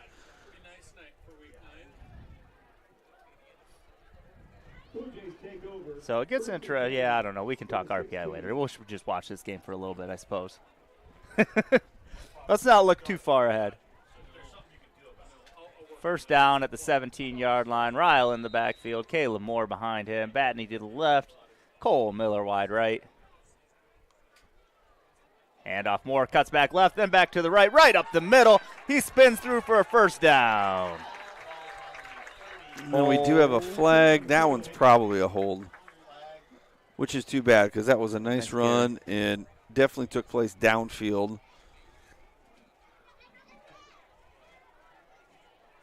And I honestly think it was just because we buried the guy. Yeah. We do like to finish blocks. We enjoy that. It really didn't look like a hold there, just kind of more of a pancake than anything. So they're going to have us at the 13-yard line.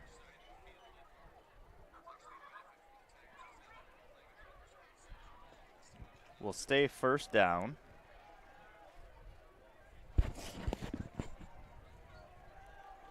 Wouldn't be surprised. Oh, Moore and Batney going to come out to the left. Fellers in the backfield with Ryle again. Well, we ran screen out of this one time. We're going to look to pass the whole way. Out quick to McDonald. Flea flicker to Miller. Miller makes a one-handed snag, and he tries to get to the outside. Going to stay in bounds and going to be out or down at the 25. Gain of 11. Boy, he got some stickum on that hands or something. The old hook and ladder there. Haven't seen that one in quite a while. Maybe since I watched Varsity Blues. I like it, though, because if that was a pretty good pitch and the timing was maybe just a hair better, he might have been sprinting down the sideline. I'm just happy that we didn't pitch the ball too far out because you don't practice that play a ton. He about lost it. It was close. Jordan Batney to the left. Moore in the backfield by himself. Looking to go to the left side. Back to the right. Up the middle. He's going to be right about the first down marker. Got a little boost from his friends, and he falls forward for 5 more yards. all the way to the 32-yard line. Gain of 7. It's good to get a little help from your friends. Yeah, that counterplay again here where you give a little bit of a jab step, and then you're going to come back to the left and follow those two H-backs that have been doing a great job all night of blocking and really creating some pretty good space there for Caleb. So it'll be first down at the 32. Same formation here. Moore, right side this time. He's got the edge. He's on the outside. Nordhagen trying to push him out of bounds and is able to, but not before another Blue Jay. First down. Yeah, they've really had a hard time stopping that G power, especially to the right side. You get Dalton House kicking out the defensive end, which is a pretty easy block, and then both H-backs just kind of leading up through the hole. You don't have enough bodies over there. And you're getting to the point where you're tired of Caleb Moore hitting you. Yep. and this is kind of the end of the season for them. They're probably getting close to being ready to be done. Yep. Pella's taking the lead, 27-23 now with 11 minutes remaining. Back up into the middle. Maybe a gain of looks like 5. And I think that one was Miller, right? Yeah. I think that was Cole. Yep. Which this is probably a good opportunity for him to maybe get a few more touches because Caleb's probably creeping up towards 30, I would guess. He's at 25 right now. Okay. Yep. So he's at my number. Yep. But there's a lot of game left. Oh, Glenwood went down and scored 38-28. If you're tired of watching the Iowa Hawkeyes offense, you should turn into Glenwood Norwalk. They like to score points apparently. Cole Miller, left side, cuts up the middle. Going to gain about 3 on the play. Yeah, Cole tried bouncing that one to the outside. Probably a little bit more of a design to be inside. And Carlisle does a better job of stringing that one out and not giving him a huge gain there. Third and 3.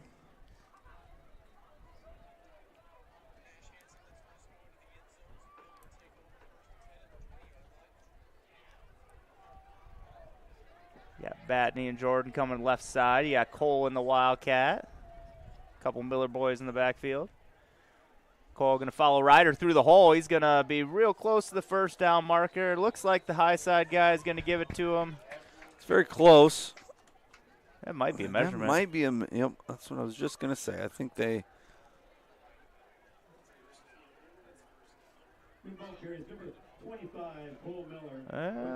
They're all thinking about it. Take a third look at it. First down. Yep, close enough. He's like, do we really want to measure this, or should we just keep the clock moving? We're almost to the end of the third quarter. Let's keep the clock moving. First down, Cole Miller on a 3-yard run.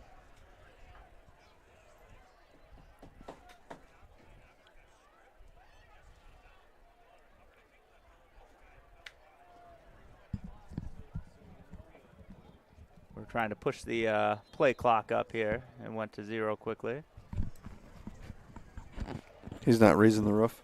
I don't think he's only doing it with one hand. I feel like you have to put both hands up to raise the roof.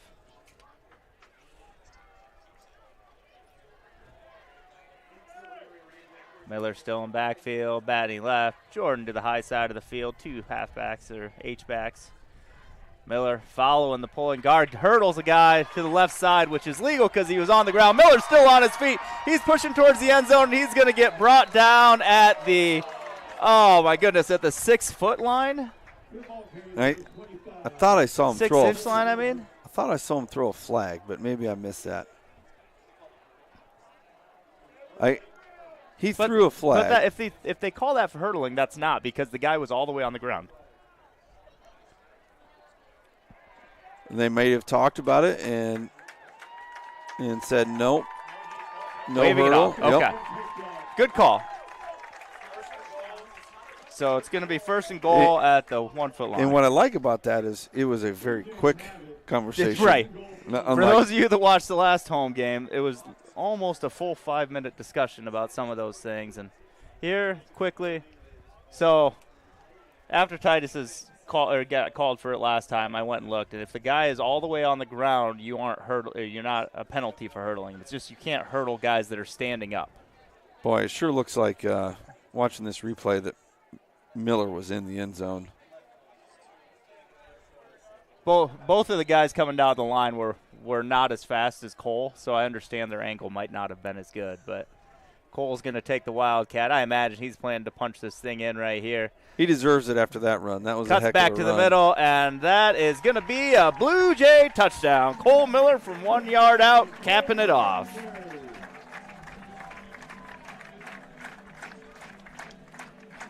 Another excellent drive there out of the Blue Jays, really just going run heavy. And, I think we've kind of gotten to that point now where everybody's just ready for the game to be. Let's move on. Yep. We did have one pass that drive. It was the hook and ladder. It was successful. Jace Robinson in for the extra point attempt. Snap down, kick up, and good. Blue Jays take a 28-0 lead nearing the end of the third quarter. Exciting little bit of offense here in the second half as well. Looking a lot like the first half, really. Just kind of quick drive, and every once in a while you break a little bit longer one. But yeah, I think the important thing here is we develop some confidence. Our guys having to play without two of our better players, build a little confidence, get themselves ready for next week. Now let's just finish this game and not have any other injuries. So we're ready to rock and roll because we are going to be hosting a game. It's just going to be a matter if we get one or two. And it does look like Glenwood is going to win that game. They just scored again. Yep. Yeah, they're up 44-28 now with an extra point. So I pending. think getting that 4 seed is probably. I think we're going to finish at the 5 spot. The probably a stretch. Xavier should probably be 6. I'm assuming they won tonight. I haven't seen a score update on them, but they were playing Burlington. I just don't expect that to be an issue for them. Nick Fons, kick is up, and going to get dead at the 4. Has to be picked up, and, has some room. I don't know what that flag's going to be, but. Well, I thought they could have called a block in the back about the 5-yard line. Nordhagen got it out to the 23 for a ball that he had to pick up off the ground at the 4, but we'll see what the result of this penalty is. And it does look like maybe Parker Ernst was coming off the field there holding the elbow. Yeah, but he's bending it at least. That's a good sign. Pretty important defensive lineman for us. We can't afford to lose. So holding against the Wildcats should give them starting position at the 12, I'm expecting. Yep, somewhere around there. 10, 12-yard line. One play left here probably before the quarter is up. I would sure hope we don't have 2 plays in 3 seconds right now, but whoever's running the clock over there, I hope they could have a penalty.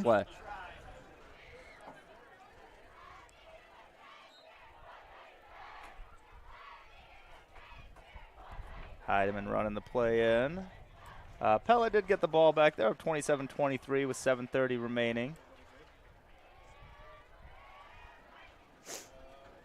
2 receivers to the left, 1 to the right for the Wildcats, 2 running back in the backfield. Heidemann gives it up, I think he kept it actually, and that paid the price for it as Caleb Moore finished that tackle. Forward progress gives him basically no gain on the play, but Caleb Moore went ahead and took it back a few yards as well. Yeah, trying to see who, can't tell if that was, that was Dalton House who really kind of lit up the dive back. And then no room for the QB afterwards. So as we move into the break between third and fourth quarter, take a look on the screen and see some of the great sponsors we have for our Athletic Booster Club. Great group of businesses helping to support our athletes as they perform to their best abilities on the field. If you'd like to find out more, you can find out more at the school website or on Facebook at the Bondurant Athletic Booster Club, or just come talk to anybody at the J Shop on a Friday night. So Wildcats going to have some tough starting position here in the fourth quarter. Stay tuned after the game. We'll have a Farrell's Extreme Body Shaping Level 10 teammate. That award goes to kind of an unsung hero of the game. And then Vision Bank Player of the game, like an MVP of the game. So we'll get both of those afterwards. About 12 minutes left here. So we'll see what we do to finish off.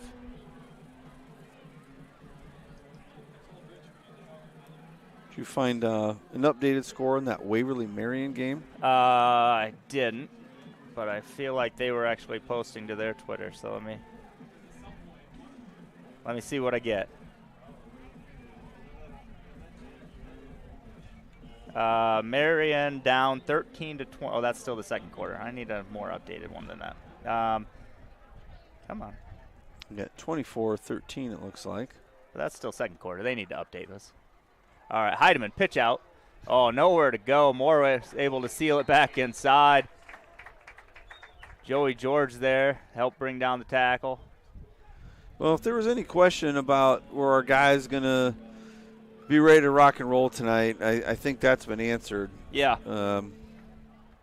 Maybe what are they giving up, 30, 40 yards maybe? Well, there was a 122-yard carry from Noland, which set up most of it. But other than that, yeah, maybe 35 yards. They're probably still under 50 yards of offense. Heidemann looking to pass, gets the ball out, has a receiver, but just over his head. Ball's going to be incomplete. Yeah, that one I think they had a little time and it could have completed that. May have gotten the first, but falls incomplete. Jays setting themselves up again here for a short field. Maybe get us a running clock here. 4th and 10, Wildcats. Nordhagen going to punt deep from his own end zone.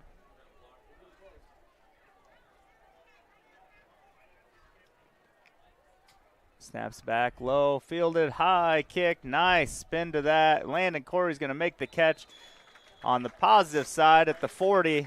Blue Jays with some great starting field position here. Their punter does a nice job. He's had a couple low ones of not. It's kind of natural. You go down to a knee, and he does a good job of kind of a deep squat and not going to the ground, because that would have been a safety if he would have done that. Yeah, that's a good point. You go down and get that and take a knee, and it's the other team's ball.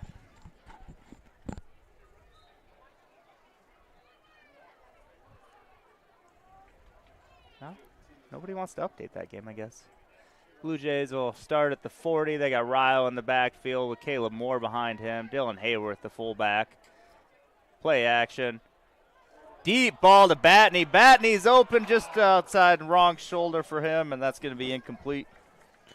I think if Jordan had that one again, he'd probably like to put a little air underneath it, because Batney definitely had a good amount of separation there. He did have some pressure in his face, so it wasn't like he had a ton of time to throw it.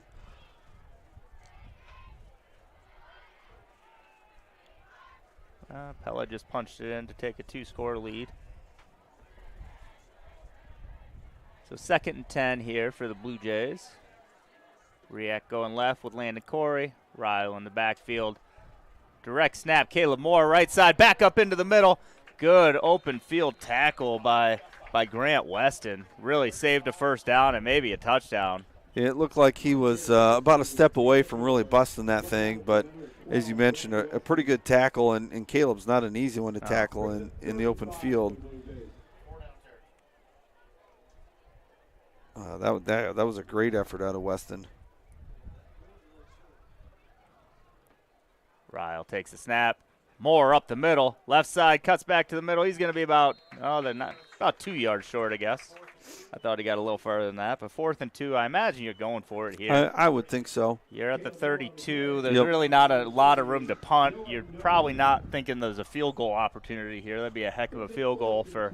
No, I really think Coach is probably thinking, let's get this thing to a running clock so we can get out of here sooner. So final RPIs should be out tonight later, assuming everybody gets their games posted, and then first round matchup should be posted by 10 a.m. tomorrow on the Iowa High School Athletic Association website. Moore takes it up the middle. Nowhere to go that time. Doesn't get that one. Ben Glaive was tired of that move.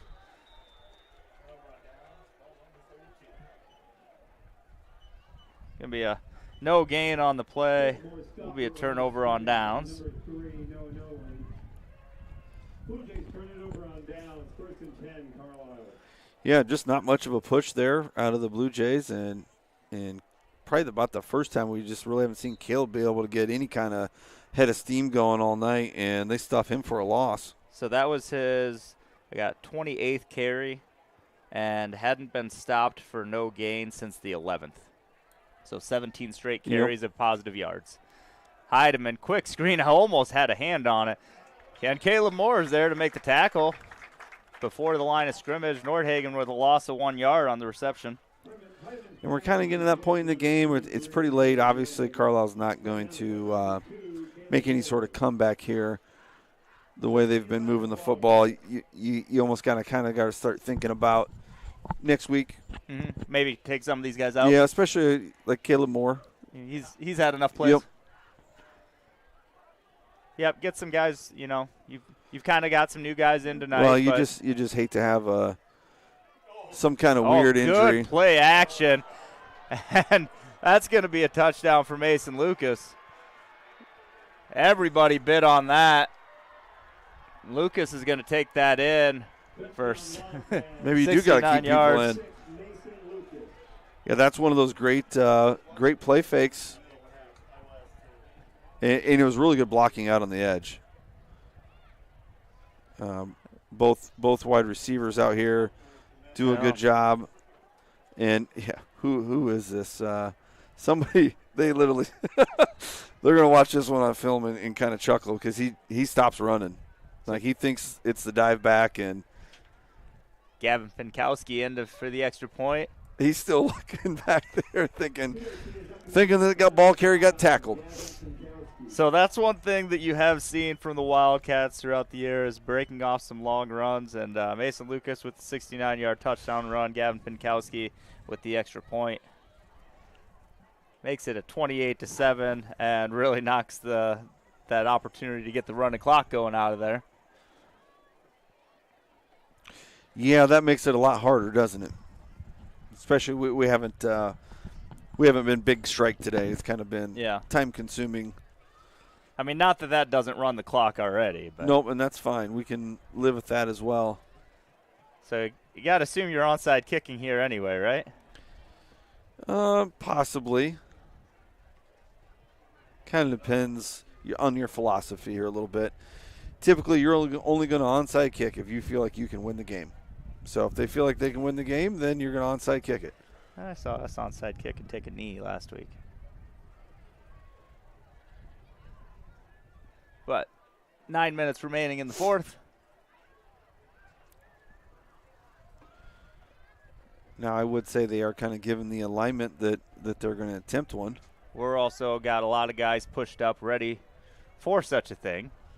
And you got two kickers, really, so they could kick it right or left. So got more guys up top than down and below. So Pinkowski is the near guy. He tried the forward dribbler, and Nolan Fellers is there to dive on it. Pinkowski tried the kick it to yourself, dribble it straight ahead, and Fellers. To be honest with you, it was a great kick, and that was a great play out of Nolan Fellers. Yep.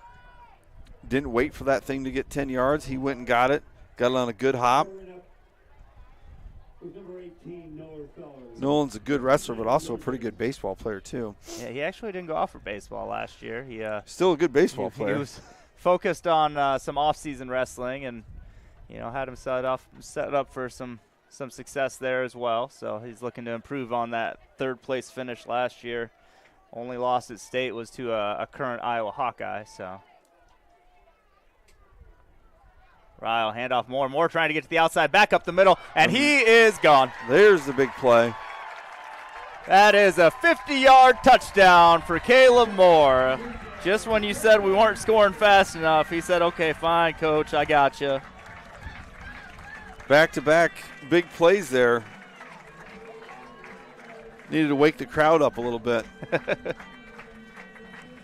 Still got a lot of people sitting. They weren't as excited as they need to be.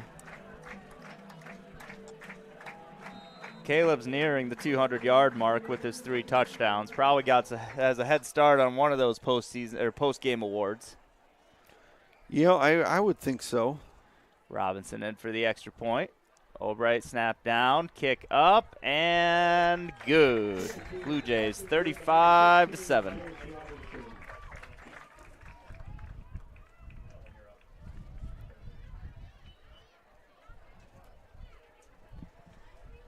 .849 remaining, so that was an 11-second drive. That one was quick. Go ahead and put that one, in your back pocket if we need to score quickly. Apparently, Caleb Moore up the middle. Yeah, he did a nice job of kind of bouncing that, taking a little sidestep, and then really making that decision, that one cut, and hitting up in there. Well, and he doesn't look to get outside a ton behind the line, right? Normally he's past the line of scrimmage when he does it. Really, you want to make that cut to the outside at the next level.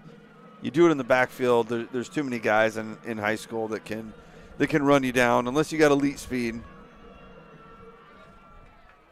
Caleb's not slow, but he also he's isn't. Not finishing in the state track meet as far as right. We know, if we're talking elite, we're talking like a Flora type of kid. That's elite. Yeah.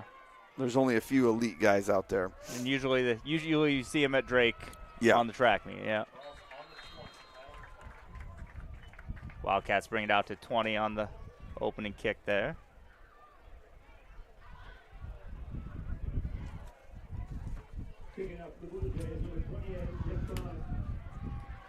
Wind's picking up a little bit. It is. It's debating if we need to close this window a bit.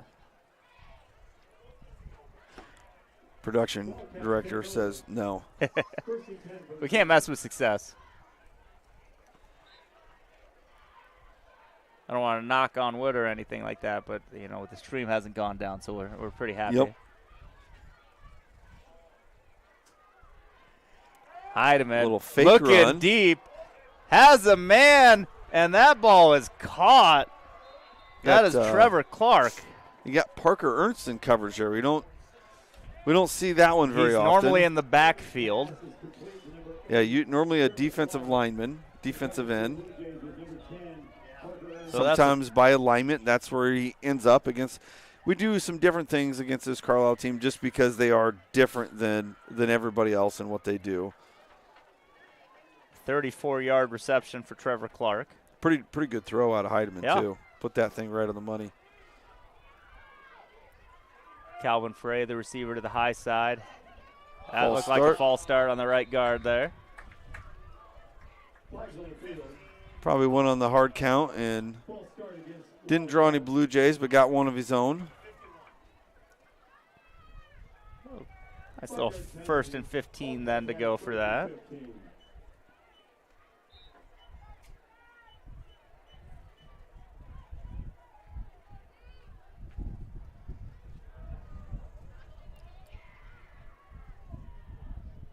Frey in motion. Heidemann looking to pass, and Ryder Miller's there. Dalton House helps bring him down. That's going to be a big loss. That initial target wasn't open, and before he had time to go to number 2, Ryder Miller was there, and really didn't necessarily look like a blitz play. No. He just kind of read it, was looking for dive, and then and the hole opened. Saw the gap, shot it, and made a nice play. All right, end of the third. Waverly still 24-13 over Marion. Okay, so maybe that's why they didn't update, because there was nothing to happened, update. Yeah? We were beginning to think maybe something happened up there, but and Fellers was trying to wrap up a leg there. Nordhagen picks up 3, but Yep, sets up a 3rd and pretty long here. It's like we're giving them 3rd and 18. Yeah.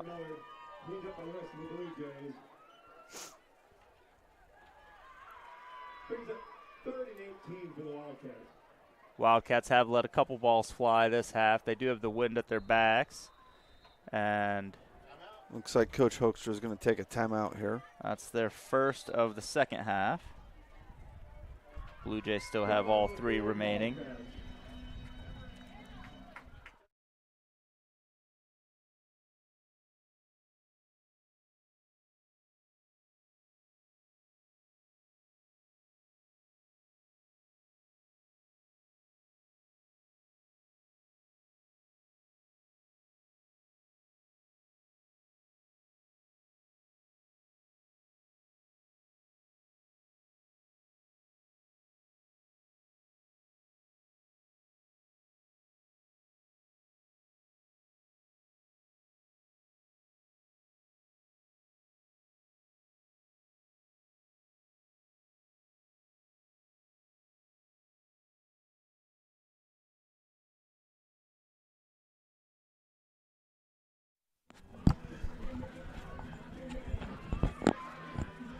6:43 remaining in the ball game tonight. 3rd and 18 here for the Wildcats. Pella hanging on to a 33-23 lead with 2 minutes remaining, looking like they're going to be able to, although Gilbert is driving, weirder things have happened. Heidemann takes the snap in shotgun formation, steps up in the pocket, and he's going to get brought down by Moore and Ryder Miller, and that's going to be a 2-yard sack and a turnover on down. And once again, you look downfield after he gets sacked, and his guys are just they're not open. Our guys have done a great job of running with their wide receivers tonight, and there's a big reason why he hasn't let the ball fly and has taken a couple sacks because guys have been covered up. 4th and 20. I jumped the gun on that. But you got excited. I did. Going to go empty here. And we got an uncovered receiver over here, but they didn't throw it to him. Flea flicker did not work there. Batney comes up and finishes that tackle. He's uninterested in that.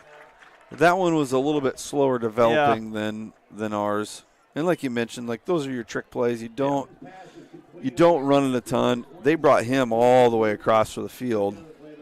That's kind of like Oklahoma, Boise State 15 years ago. Yeah, and I feel like typically if you're doing that, you're closer to the hash mark so you have room to run outside. You know, Clark made that catch, and he was waiting for Lucas to get over there. Yep. Let's see. Let's just say it looks like a read option at that point, and we see that a lot more. All right, as we look at this, I guess we kind of, we got an idea. We think we're 5th, right? Like I think we're going to end up 5th. So you're going to see Western Dubuque, Lewis Central, Glenwood, and North Polk are going to be 3rd, 4th. They were tied, so it's going to be hard to tell who gets got this 3 with the run here. there. So theoretically, I mean, you see that out. 5 plays 12. So who is our potential teams in that 12 range? Yeah, sure. So if Waverly holds on to beat Marion, Marion's probably going to drop lower than 12. Norwalk's going to drop. They were 10 coming in. Decorah, I think, had an easy win tonight. They'll move up above 12. In that 9-10 range. Yeah, I honestly, I think it's that Pella, Marion, Norwalk type of team that we could play. And it really is going to depend partially, I think, on whether they send us east or not. Batney makes a nice little catch there. Going to get out of bounds at the 34-yard line. Maybe even a rematch of last year. It could get Indianola. Sure. They're right there. And they were going to win tonight. They had an easy one. Actually, theirs was last night. Okay, there you go. Yeah, they won 56-0.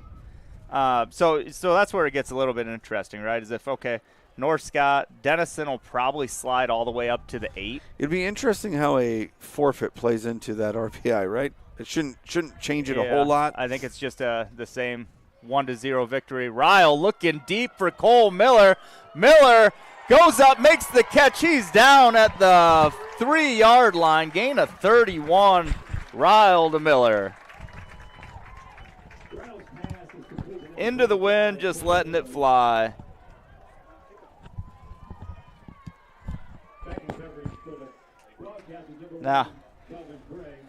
Now you're getting to that point where are you trying hard to punch it in, or are you trying to burn clock before you punch it in? I mean, I think we just run the football here and run as much clock as possible, and if we get in the end zone, that's great. But back to prediction, you're thinking Pella's a possibility, which would be really interesting. Just coming back from Pella last week, about everything that went wrong, and Pella played really, really well. And I think that's a 3-yard touchdown run for Blake Guthrie. I think our guys would be excited about that rematch, though. Sure. Well, so if you look at your 1 through 8, I mean, Denison will probably go to Lewis Central. So that'll be a 2 versus 8. Western Dubuque will get North Scott. That'll be 1 versus 7. That leaves Glenwood and North Polk to host Bondurant and Xavier. I'm guessing Xavier goes to North Polk and Bondurant goes to Glenwood as your quarterfinal matchup. If things play out. Yeah. And so. And the way 4A is going, I would not bank on anything playing out. Fair. I mean, honestly, it seems like just about everybody can lose. But I think they have to operate as if the higher seed is Sure. going to win. And so with us being a Glenwood opponent Closer. potentially, Yeah. I think you're not going to see Decorah as our opponent. You're going to see either Pella or Indianola because you're not going to Sure. risk Decorah Right, going driving all the way to Glenwood. 4-hour, 5-hour Yeah, drive. Yeah. So I would put money on it either being Pella or Indianola as our first-round Okay. opponent coming here next Friday night. If I was a gambling man, which I'm clearly not gambling on high school sports. So, that's a good point. Travis Evans just texted Denison will actually get to host a first-round game since they were a district champ. Even though if they finish 8th, that would actually be appropriate. But if they finish 9th, somebody could have a higher seed and go on the road to Denison, which is not a quick trip for very many teams. Nick Font's kickoff is not picked up at the 14, not caught, and that gives the Blue Jays time to get downfield. Parker Ernst must not have been hurt too bad as he's back in the game on special teams to make the tackle. Yep, he got back up before his knee was on the ground when he kind of hit it, but got up and then picked the football up. In high school football, that knee's down, you're down. Unlike the NFL. So this is a 35-point lead. The running clock will be on once this first snap happens, unless there's a timeout or change of possession. Yep. Sounds good. Let's just Ball's let's at just the 19. get the clock rolling. What do you think? Should we get one of these awards out Yeah, of the way let's go here? ahead and do that right now. All right, after this snap here. Heidemann up the middle handoff. That is Lucas. Mason Lucas is going to pick up 2 on the play. And let's start with the Farrell's Extreme Body Shaping Level 10 teammate. Awarded to a player who might be considered an unsung hero by some, but Level 10 effort tonight that was critical to the Blue Jays. You know, we had a lot of guys step up tonight coming back from some injuries. You know, you could make an argument for Ryder Miller was in on both sides Yeah, of the he did ball. a good job. But I think, one guy really was offense and defense, a lot more on the field. We called his name on several tackles, and he's going to get this here as Heidemann hands it off. And Lucas is met in the backfield. That's House and Joey George. Again, Joey George, also one of those guys that's kind of stepped up.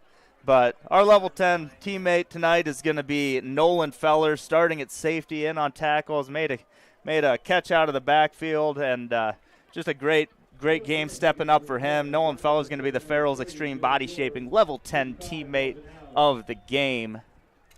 Yeah, most of this year he's played special teams, but definitely has the ability to play offense or defense at a varsity level. And tonight was his opportunity. He came through and played really well. Heidemann's pass out to Lucas, and Albright's going to drag him out of bounds. Gain of 3 on the play. Yeah, looking at 4th and 5 here with the running clock. We'll see what Carlisle does, but it looks like they're going for this thing.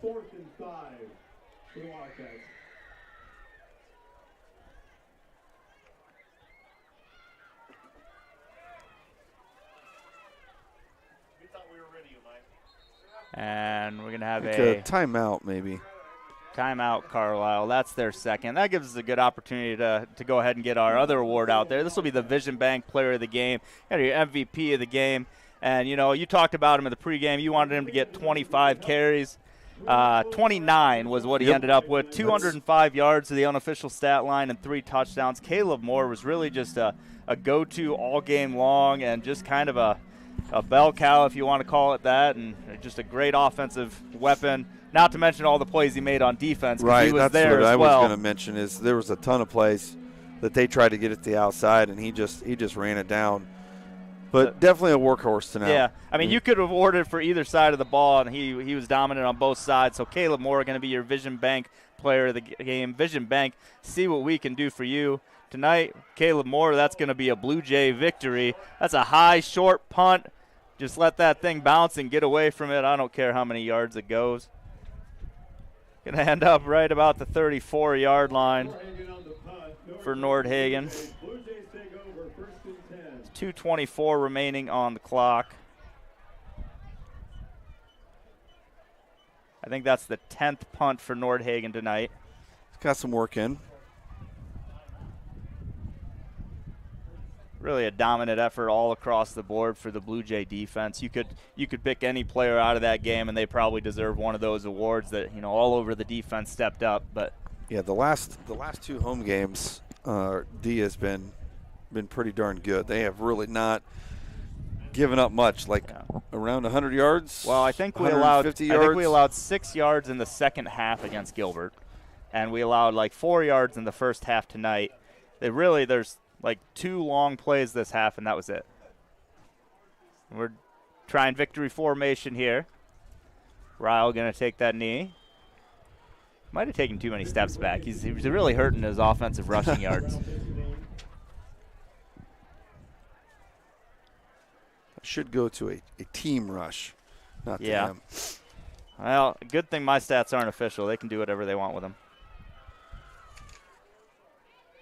Ryle going to end up with just over 150 yards passing tonight. Threw some really nice passes. Yep. And he gets credit for 1 touchdown and 2 interceptions, but, you know. Both interceptions were deflected. Yeah. One was. Was very much not on him, and the other was really not on him. Yeah, I mean, like, it's just bad luck sometimes for the that's the way it as far happens. as the quarterback stats go. But Ryle takes his second knee. Getting a little more wind noise here. Probably going to have to take one more here, it looks like. Kind of wish you get to this point where they just say, hey, we're good. Game's over. Looks like Cole Miller, 4 receptions, 69 yards. Batney had 4 receptions for 52 yards. Aiden McDonald, that 1 catch in the first, 24-yard touchdown, little senior nightcapper. Nolan Fellers had a catch for 14, and Landon Corey had a catch for 7. So move the ball around, and we take that final snap. That's going to bring us to the end of the ball game. Blue Jays 42, Wildcats 7. That brings us to the end of the regular season. I imagine you can tune back in on next Friday night for a home game here. I would sure think so. I can't see it any other way. Just a matter of against whom. Yep. So I think we've done everything for tonight, and we will say good night and go Blue Jays.